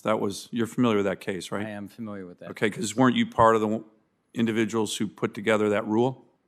Yes, I was. And are you familiar with the famous, again, unbelievable statement by current climate czar Gina McCarthy on the Bill Maher show right before the Supreme Court decision came down? She said, quote, "But even if we don't win, it's been on the books for 3 years, so most power plants are already in compliance. Investments have been made," unquote. To me, that was one of the most lawless things I've ever seen a senior administration official say. That's when she was the EPA administrator. To me, that's regulatory extortion. Hey, we'll crush or we'll put out rules, and heck, even if they're not legal, it doesn't matter because these poor suckers have to comply with it anyways. Can you explain, do you agree with that statement by Gina McCarthy? And can you commit to me to not be so flippant with the whole issue of the rule of law and the statutory mandates from Congress? That statement to me still to this day stands out as one of the most just blatant, arrogant, lawless statements I've ever seen from a senior official who's supposed to serve the people and abide by the rule of law. Senator, I'm not familiar with that statement. What I just quoted is true. Okay, Do you agree with her statement? I'd have to. I don't know. I'm still processing it. It's the first time I've heard it, but I do agree, and I am committed to ensure that any action the Office of Air and Radiation takes is entirely authorized by the law, not only by what Congress wrote in the Clean Air Act, but what the courts tell us. The exact contours and limits and scope of our authority is. Great. Thank you. Thank you, Mr. Chairman. You're welcome. Thanks for joining us. I have a couple of questions. I think Senator Capito does as well. Senator Markey's trying to join us, and hopefully he'll be able to. Senator Ernst is here. That's good. Senator Ernst, why don't I just yield to you if you're ready? Would you like to be recognized now? And otherwise, okay. All right. Welcome. We're glad you could join us. Thank you. Thank you, Mr. Chair. I really appreciate the opportunity today, and thank you, Mr. Goffman. Mr. Goffman, in some parts of the country, Americans are paying up to $6.50, could be $650 a gallon pretty soon, but they're paying up to $6.50 a gallon to fill up their cars. And at this particular moment, we are seeing geopolitical crisis. I know it's exacerbated. It is vital for us to be honest about our energy policy. If we take advantage of biofuel, we have the ability to pursue an energy strategy that creates jobs and provides reliable and affordable energy to American families, energy that is grown right here in the United States. Ethanol is already blended into almost every gallon of gasoline sold in the U.S., and we have abundant supplies, coincidentally, at a lower price. So not only is it good for the environment, but it's also cheaper. Mr. Goffman, what concerns me about your nomination is some of your past statements in regards to the RFS. And specifically, you've said the RFS is, quote, not successful, end quote, or a bit of a blunderbuss, another quote from you, and another quote, uncertainty-plagued mechanism for providing subsidies to the ag sector. However, President Biden has thus far been a fan of biofuels. And I'd like you to set the record straight for us before this committee and just in a yes or no response, whether you agree with the president's position on the important role biofuels serve. So either yes or no. President Biden had stated, biofuels reduce our reliance on foreign oil. Yes or no? Emphatically yes. Okay, thank you. And President Biden also said, you get less harm to the environment and lower greenhouse gas emissions. Yes. Homegrown biofuels have a role to play right now as we work to get prices under control to reduce the cost for families. Yes. And he also said you simply can't get to net zero by 2050 without biofuels. Yes. And if confirmed, Mr. Goffman, I do look forward to working with you to help advance the administration's plan to address our energy prices. It's a concern to my families at home. I think it's impacting everyone across the United States and supporting a robust domestic biofuel sector. And as President Biden has said, biofuels, quote, is an industry with a tremendous future, end quote. And I hope that you will continue to support the sentiment shared by President Joe Biden on this industry. And that's all I have for today. So thank you, Mr. Goffman. I really appreciate it. Thank you very much, Mr. Chair. Well, Senator Ernst, you made the most of your time. Thanks for joining us. I am going to make a couple of UC requests, and then we'll go back to regular order, and I'll ask some questions, and Senator Capito has some more questions. We've been rejoined by Senator Whitehouse. Thank you for coming back, Sheldon. Before I start the second round, I'd like to ask unanimous consent to place in the record a document that shows that the United States per capita emissions are double that of China, without objection. And a second unanimous consent request. Into the record, it's a letter of support for Mr. Goffman's nomination. And I ask unanimous consent to submit for the record a letter of support for Mr. Goffman's nomination from the Renewable Fuels Association and the U.S. Ethanol Industries Trade Association. And I don't know that anyone of Senator Ernst's staff is still here, but they might share that with her if they are. And another question that I would have is while EPA was working on the mercury and air toxics rules, or we call the MATS rule, I seem to remember some of my colleagues holding up a poster talking about a train wreck. And it was a train wreck that would happen if EPA were ever to finalize that rule. The train wreck alluded to concern that if the mercury and air toxics rule were made final, it would have a role. We would end up with having rolling brownouts and blackouts, and electricity prices would be astronomical. You may remember that too. My question about blackouts or brownouts didn't happen due to the mercury and air toxics rule. Is that correct? Didn't happen. Didn't happen. Yeah. Didn't every utility in the country meet the standards on time and under budget, and energy prices went down, not up? Yes. I thought so. And aren't the same utility groups that fought you then endorsing you today? Yes. How did that happen? Well, one of the things that we did when we were putting the mercury and air toxic standards together is consult extensively with the utilities, with the states, with the utility regulators, and with the independent system operators. And we took special care to make sure that the utilities could comply on time with the standards while ensuring reliability. All right. How do the United Mine Workers end up supporting your nomination? I cannot speak for them, but I believe that what they said in support of my nomination is that they found that I was willing to engage with them and take their views seriously and be candid and straightforward. And indeed, Senator Carper, as we discussed, for me, the essence of public service is identifying with the priorities, concerns, and needs of everybody that the U.S. government serves, and that means everybody. I don't know if that's what was reflected in the United Mine Workers support, but certainly from my side, that's what it looks like. All right, thank you. One more question from me. This deals with the ambient, air quality monitoring and environmental justice. Ambient air quality monitoring is one of the best tools we have to identify high air pollution rates and protect public health. Monitoring is especially important in communities of color, which experience, as you know, air pollution at disproportionate rates. As you know, our air quality monitoring system is aging, is lacking in many communities, and is often unable to collect data on air toxics. That's why it's in the.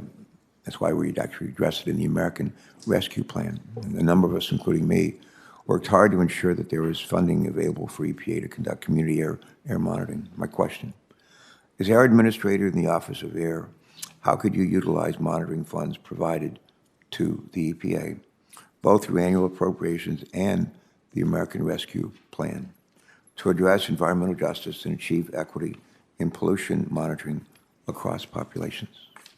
Well, thank you for that question, Senator. There are a great many communities that are really struggling with almost an undue burden of poor air quality. And they themselves have come to recognize that having reliable air quality monitoring is critical to their understanding what they're experiencing and ultimately representing their own interests. The American Rescue Plan funding for air monitoring was not just a great benefit to EPA, but it was a great benefit to those communities. And Administrator Regan had the vision to make sure that the way we distributed that funding included a competitive grant program that was open directly to communities so that they could get the resources they need to do the kind of air quality that they understand to be important to advance their own interests in reducing their struggle with bad air quality. Thank you for that. We've been joined by Senator Markey. Welcome. I'll stop my questions right there and turn to you, and then back, I think, to Senator Capito and Senator Whitehouse. Senator Markey. Thank you, Mr. Chairman. Thank you, Mr. Goffman. Thank you for your service to this committee and to the country. Fuel economy standards. We've got a big chance here to take over world leadership in terms of the manufacture of vehicles here that are the highest possible standards, which we know ultimately the rest of the world is going to try to compete with us, and Europe especially, after Putin's invasion, and now the dissociation of Europe from Russian oil. So they've really got to raise their fuel economy standards. So could you give me an idea as to what your plans are in order to have the highest possible fuel economy standards for the vehicles which Americans drive? Well, thank you for that question, and thank you for naming a few of the many benefits of increasing fuel economy standards and setting greenhouse gas emissions standards for automobiles. As you know, Administrator Regan signed a set of final standards at the end of last year, going through model year 26, and those standards are the most ambitious that we have ever put on the books. At the same time, those standards are being supported by the automotive industry itself, because the industry is making significant investments in low-emitting and zero-emitting vehicle technologies. In fact, the industry was there last August when President Biden signed an executive order directing EPA to establish longer-term standards for greenhouse gas emissions and criteria pollutants from tailpipes. And as part of that executive order, he set as a goal a new car fleet by model year 2030 that achieved or included 40 to 50% zero-emitting vehicles. And standing by his side were leaders of the automotive industry, because they're already planning and making investments in innovative technology. And of course, the beneficiaries of that are not only communities that are dealing with the effects of climate change and the effects of air quality, but every driver who's now paying a fortune at the pump for gasoline. And as we increase the fuel efficiency of cars and even move them off of oil to electrification, those costs will go down to zero. Yep, thank you. And I appreciate, all the work of this administration. And we just have to really lift our gaze to the constellation of possibilities technologically for us to move, to act, and to capture this incredible economic opportunity. With the first 16 million all-electric vehicles deployed in the United States, we back out the equivalent of all the Russian oil. With the next 16 million all-electric vehicles, we back out all the Saudi oil. And again, I worked hard against it in 2015 when, unfortunately, we lifted the ban on the export of American oil. We're now exporting 7 million barrels of oil a day. We export it out of our country. Well, we now pay a price for that, but we have to now deal with the ability for us to be able to use technology to reduce and ultimately eliminate, our need to put oil into gasoline tanks. I mean, right now we put 70% of all the oil we consume into gasoline tanks. So we lost so much time under Donald Trump. We made ourselves so much more vulnerable to the Russians and the Saudi Arabians. But thank you for your leadership in helping us to catch up. And finally, is the EPA committed to deploying local air quality monitors and ensuring that data is regularly updated so that community leaders and local businesses can all work together to protect public health? Well, thanks to the funds provided by the American Rescue Plan, I'm able to answer that question, yes, because now we have the resources not only to upgrade the current system of air quality monitoring, which badly needs it, but also to provide resources to communities themselves who are struggling with undue burdens of air quality and have identified air quality monitoring as a key priority. Thank you. I appreciate it. Thank you, Mr. Chairman. Thanks so much for joining us, Senator. I'm going to turn now to Senator Capito, and then Sheldon Whitehouse, and then me. Thank you. Thank you. Mr. Goffman, based on your calendars, you were meeting with Climate Czar Gina McCarthy and Deputy Administrator McCabe without Administrator Regan present before he was confirmed. In one of those meetings early in the administration on February the 4th, 2021, you met with Ms. McCarthy about the power plant or EGU strategy, and you had a PowerPoint document that was attached to your calendar. Would you be able to commit that we could see that document? If I would like to just check with General Counsel to see if it's appropriate for me to share that. Thank you. I think that would help us with the transparency of something I've been trying to get at in some of my questioning. So earlier this year, the EPA announced the proposed Good Neighbor Plan that would affect 26 states. This action would apply to power plants and certain types of industrial sources to reduce nitrogen oxides that purportedly contribute to ozone in other states. So industries targeted include iron, steel, cement, and concrete, and are vitally important to the implementation of something important to both of us and to this Congress and this President, which is the Infrastructure Investment and Jobs Act. The law includes Buy American provisions that require the use of U.S. manufactured products in certain categories, and we already have severe supply chain bottlenecks. Your proposal could make those matters worse by increasing costs on domestic production, stymieing the availability of products to meet the legislative requirements of IIJA to support our domestic workers, and potentially even shutter some facilities. Did you evaluate this policy and how that impact on the domestic production of these materials might be, such as for steel and concrete and cement, prior to proposing this? Thanks for asking that question. I think the administration and the administrator and I agree with you that this is an important cluster of issues. In fact, as you just stated, American manufacturing, maintaining American manufacturing, is a priority for the president. The way we approach this rule is first by recognizing that air pollution that travels across state lines can have a significant bad impact on downwind communities. And the courts have been clear repeatedly that we have an obligation to prevent that from happening. What we propose to require in that rule, Senator Capito, is technologies and measures that are already in widespread use in a variety of industrial sources and in the power sector.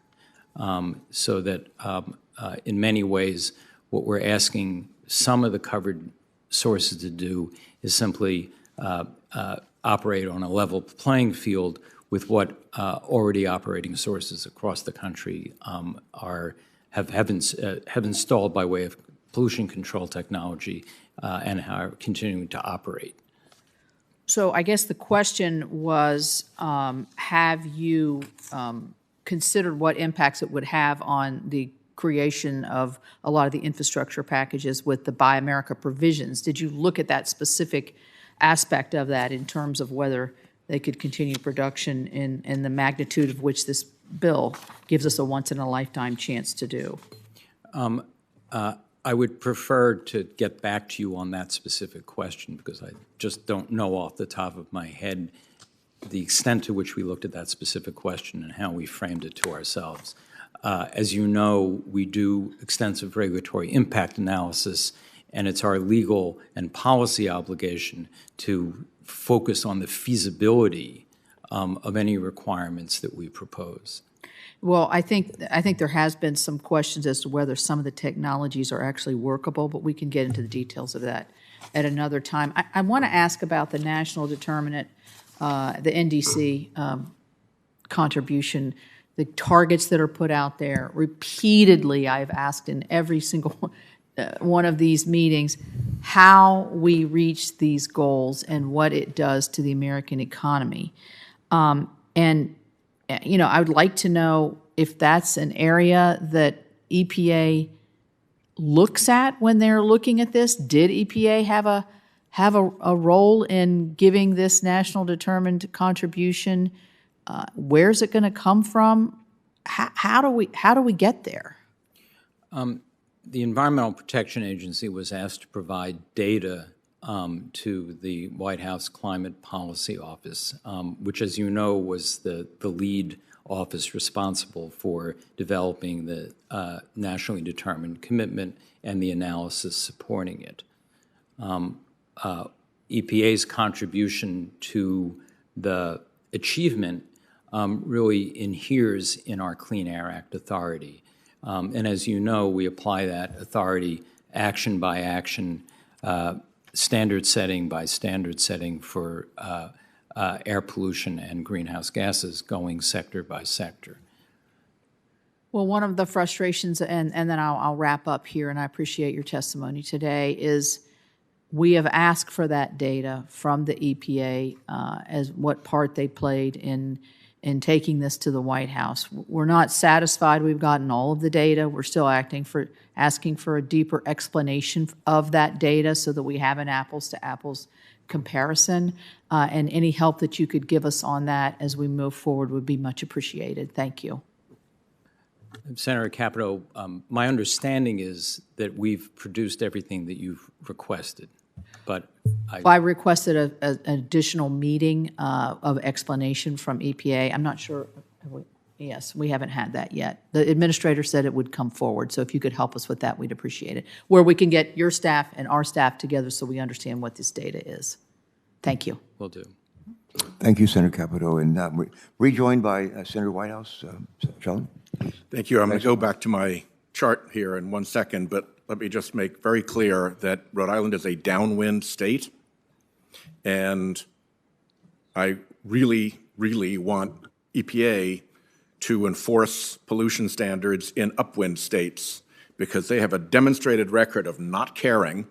They build big smokestacks so it doesn't hit their state and it comes and land in ours, and we're sick of that. And from time to time, because of upwind states' pollution, Rhode Island has had to do days where people are advised to stay in their homes. So let's not forget the upwind pollution that is coming into our downwind states. And by the way, when we're talking about the cost of meeting our NDC goals, please make absolutely sure you're also factoring in the cost of failing to meet the NDC goals, because Chairman Carper and I have coastal states that are looking at having to completely redraw our maps. The Freddie Mac is talking about a property values crash because of sea level rise that will be worse than the 2008 mortgage meltdown, and pretty much everybody in the financial sector is talking about what happens when the carbon bubble bursts, and is that a international economic collapse? So thank you for looking at both sides and not just the side that the fossil fuel industry wants us to look at. So airlines, you have no proposal or rule regarding aircraft emissions, correct? I believe we have on the books greenhouse gas emission standards for aircraft to carry out the international agreement the Obama administration. But there's no EPA rule specific to aircraft emissions. There's a rule implementing our obligations under the agreement that was reached in 2016. Okay, I'll put a check by that. It's not my view, but as to industrial sources, chemical plants, no rule specific to chemical plants for carbon emissions? Not at this time, no. Refineries, no specific rule for refineries for carbon emissions? Not at this time, no. Minerals, including cement? Not at this time. Metals manufacturing, steel, aluminum? We are, Senator, proceeding sector by sector with those sectors which... So no proposed or final rule at this time with respect to metals manufacturing? Not at this time. And with respect to pulp and paper, the same? Not at this time. Which adds up to almost 600 million metric tons of carbon pollution. Do you believe that there is industry support for reducing carbon pollution in all of these areas, aircraft and big industrial sources? I don't know the answer to that question. Okay, we'll send you some stuff. And is there a reason do the reasons that industry might support regulation of carbon emissions include that it creates a level playing field so that those who want to do the right thing don't have to fear improper competition from bottom dwellers and free riders? Is that a customary reason why industry supports regulation of these types of things? In many cases, they're looking for certainty, and they're looking for precisely what you said. The good actors would like a level playing field to make sure that all actors so that the bottom dwellers don't cheat. I'm sorry? So that the bottom dwellers don't cheat would be the rather That's my understanding. coarse way I would say it. So at the moment we have, just to kind of review the bidding, we've got cars and light trucks with a final rule that for the overlapping years is less strong than the Obama era standard.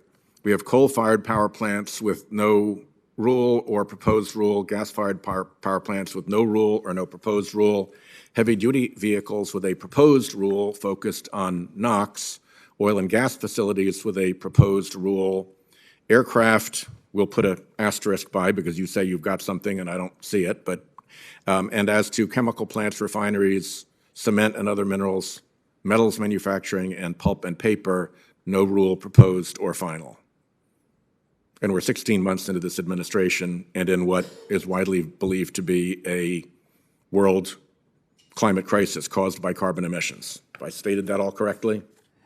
I'm glad you gave us that 16-month frame because I'd like to leave you. Start with have I stated that correctly, and then you can expand. Yes. Okay, go ahead. Thanks, Senator. I'm wanting to leave you with a sense of encouragement and hope. When just looking back, not 16 months, but just in the 11 and a half months that this administration was in office in 2021, we established a rather robust cadence in terms of putting out greenhouse gas policies. In about 9 months, we stood up an entire HFC phase-down program. We finalized the rules in the fall and stood the program up and began to harvest HFC reductions in January. We put out a comprehensive oil and gas methane proposal that for the first time covered existing sources in that sector. And we went again in 11 and a half months, soup to nuts, in establishing greenhouse gas emission standards for mobile sources through model year 26. And in that year, those standards are the most ambitious that have ever been put on the books.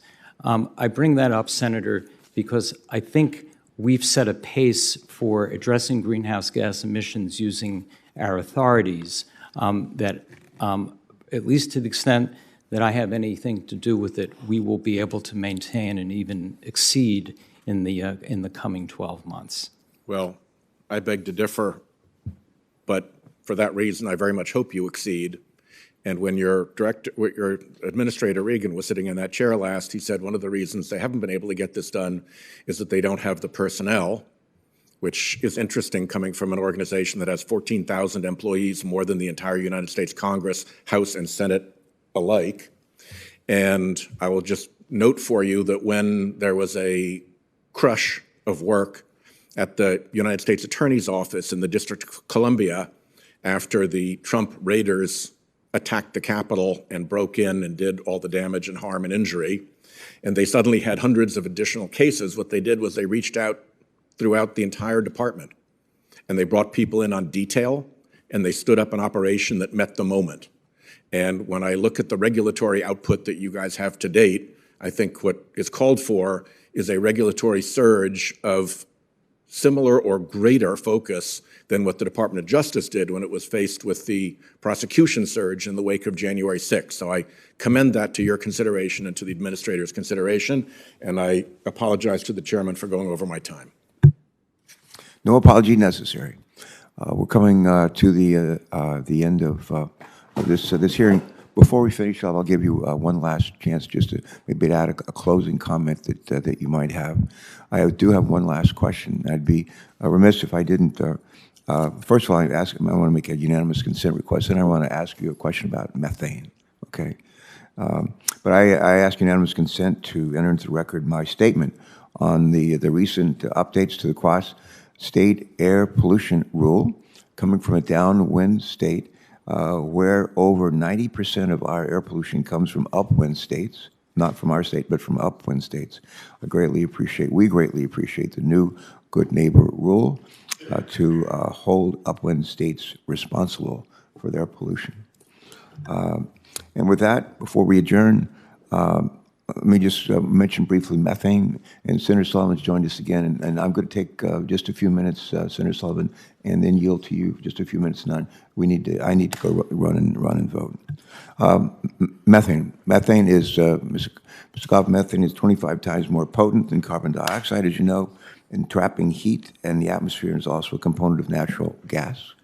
The oil and gas sector is the largest emitter of methane in this country, wasting methane throughout the supply chain into the air that could be used for energy. A recent analysis by the Environmental Defense Fund found that methane leakage on Navajo Nation land alone is worth $48 million per year, an equivalent climate impact of 400,000 automobiles worth of greenhouse gas emissions. Last November, EPA announced a proposed rulemaking intended to reduce methane emissions from both new and existing oil and gas sources and set emission reduction targets to help us meet our climate goals. Question: please describe briefly your work with the oil and gas sector on the methane rule, and do you agree that capturing methane helps save and better utilize our domestic energy resources? Thank you for that question, You're welcome. Senator. I think Administrator Regan and everybody in the Office of Air and Radiation really sees a very important confluence of considerations and priorities that are represented in the proposal we put out last November to set standards for methane. As you know, methane is a very potent greenhouse gas. When it's reduced, other pollutants are reduced as well, which improves air quality in frontline communities. At the same time, it's exactly as you said, methane is valuable as a product, and our standards will certainly support the efforts of industry to increase the efficiency of their operations, capture and use or sell more product, and also help promote a wave of technological innovation that a number of the leading companies are undertaking. In fact, even during the Trump administration, major oil and gas producing companies advocated with EPA to establish exactly the kind of regulatory program that we've proposed, and at least one company, ExxonMobil, put its own proposal out, reflecting, I think, not only the company's understanding of the importance of having the rules of the road, but also the understanding that you articulated, that preventing leaks and emissions of methane is intrinsically economically valuable to the companies and to the economy. All right, thank you for that. Senator Sullivan, I'm going to ask you to be brief in this question and wrap it in. We'll wrap it in 5 minutes. I got to run and vote. You may have to as well. Thank you, Go Mr. ahead, Chairman. Senator Sullivan. Mr. Goffman, I wanted to follow up again on that issue that I talked about on the Clean Power Plan rule that the Supreme Court ruled was a violation of EPA's statutory powers from the Congress. I'm a little concerned that move by Gina McCarthy, which again she publicly stated, hey, heck, even if we don't win, it was 3 years ago, all the power plants, most are already in compliance, investments have already been made. Again, shocking disregard for the rule of law in America. I'm a little worried about the electric generating unit, EGU, strategy announced by Administrator Reagan that could have the same kind of impact where it's an overreach on your statutory authority. You guys mandate that everybody complies. It's billions of dollars of compliance. What can you do to assure this committee that you're not going to be undertaking the same Gina McCarthy lawless strategy that she did with the Clean Power Rule that the Supreme Court 6-3 ruled was not within EPA's statutory mandate? Well, one of the things I want to confirm is that Administrator Regan himself, the current EPA administrator, is absolutely committed in word and in his deeds as a leader to following the rule of law. I believe that. I happen to like Administrator Regan. I think he's someone who believes in the state's role, and so just if you can commit to me to work with him and this committee to make sure that kind of lawless Gina McCarthy maneuver doesn't happen again, can you commit to me that? Absolutely. Thank you. Let me go to the issue of ethics and conflicts. I've written the IG at the Department of Interior. There's a number of senior officials at the Department of Interior who are making decisions on issues in which in the private sector they were leaders on environmental groups and then meeting with these same groups later. That's clearly a violation of ethics. In my view, I've asked for investigations by the IG at Department of Interior. I did notice that you had a bit of a dust-up on this issue as part of your 2-year bar on meeting with folks from the Harvard University Environmental Energy and Law Program, and the EPA Director of Ethics mentioned that you should have recused yourself. Am I stating that correctly, or I don't want to misinterpret that, but can you make a commitment to me on the issue of ethics that you comply fully with those? It looks like you did have some kind of issue where you were, I think, somewhat reprimanded for not immediately recusing yourself. I'm quoting from the EPA Ethics Director. Am I getting that right, and did you learn a lesson from that? I certainly did. The lesson I learned involved an email from a former colleague at Harvard, which I forwarded to an EPA employee. The lesson I learned is don't just read the subject line, read the from address to make sure that I am absolutely 110% complying with my recusal obligation. And that recusal was a 2-year bar of meeting with people you had been working with, and I understand that. And again, I'm not trying to make a big deal out of it. I read the record. It looks like it was an honest mistake. A less honest mistake, though, seems to be Gina McCarthy recently met with the head of the NRDC at the White House, and this was only 8 months after she had been head of the NRDC. To me, that's just like a blanket violation of her ethics agreement. How is it ethical for Gina McCarthy to meet with her former employee less than a year from joining the administration? I'm not qualified to answer that question. But if it's a 2-year ban, she met with him after 8 months, isn't that a violation of ethics? You wouldn't do that, would you? My recusal commitment is 2 years. So is hers. I don't know that. I really assume hers is. Isn't that a violation of her ethical obligations?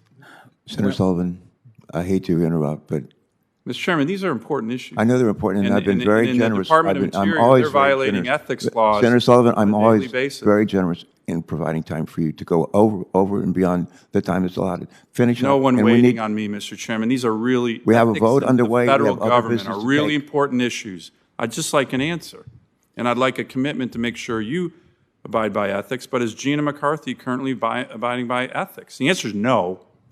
Right? The answer is no. So can I get a commitment from you to do that, to not follow the suit of your current and former boss? The example of her. I remain in continual contact with Ethics Counsel, and because I want to be 100% on the mark in implementing my own recusal requirements. I believe you, but I just think it's important. And I agree it's important. And often what Ethics Counsel will tell me is that large group meetings, for example, can be permissible even if they include a former employer. So that's why I was hesitating. I did not know what the circumstances were. Still don't know what the circumstances were of Ms. McCarthy's meeting because those circumstances could provide the answer to your question as to whether or not she was in violation. Well, I think she was, but thank you for the answer and thank you for your commitment. I'll have one more follow-up question on a PM 2.5 issue in Fairbanks that we hope you will continue the good work that the EPA had been doing with the state and the borough there. I know you're familiar with it. And yes. We actually really appreciate the constructive approach the EPA has been taking on that tough issue in Alaska. I'm sure you're familiar with it, and appreciate your commitment to continue to work on that. Thank you. Thank you. You're welcome. Thank you, Mr. Chairman. You're welcome. I want to close by thanking you, Mr. Goffman, for appearing before us today. You've been nominated for a critical role at EPA, and I'm pleased that we've been able to hear from you today. Before we adjourn, a little bit of housekeeping. First, I want to ask unanimous consent to submit into the record a variety of materials relating to today's hearing, including letters of support for Mr. Goffman's nomination, along with articles and independent analysis relating to this nomination. Without objection, those items will be entered into the record. And finally, senators will be allowed to submit written questions for the record through the close of business on Wednesday, June the 8th. We'll complete those questions, send them to our witness, Mr. Goffman, who will be asked to reply by Wednesday, June 22nd. Would you like to make a last closing brief statement, maybe a minute or so? Thank you, Senator Carper, and thank you for the opportunity to testify today, and thank you for the extreme care you put in leading this hearing. I'm going to give in to the temptation to repeat something I said briefly before. I think there's no higher calling than public service, and it is a calling. If you hear the voice, you can't resist it. And as I said briefly, but I'll say again, the essence of public service is identifying yourself with everyone whom you serve. And as I said, that means everyone, so that everyone sees in whatever action the government takes some vindication or honoring of their interests and needs. And I've always looked to you, Senator Carper, and the members of the committees as exemplifying that. And I hope to continue, or I hope to continue to meet that standard. That's a lovely way to close the hearing. Thanks again to you for your service, for your willingness to serve in this capacity and join us today. I want to thank your spouse, who's still sitting over your left shoulder, for listening intently and smiling, never rolling her eyes at any of your responses. And we're grateful to her for her service as well and her willingness to share you with all of us. I want to say thanks to our staff members, both majority and minority, who helped us prepare for this hearing and will lead us into the next step of this confirmation process. I think it's a wrap. Right? Yeah, I think we're done. It's a wrap. This hearing is adjourned. Thank you.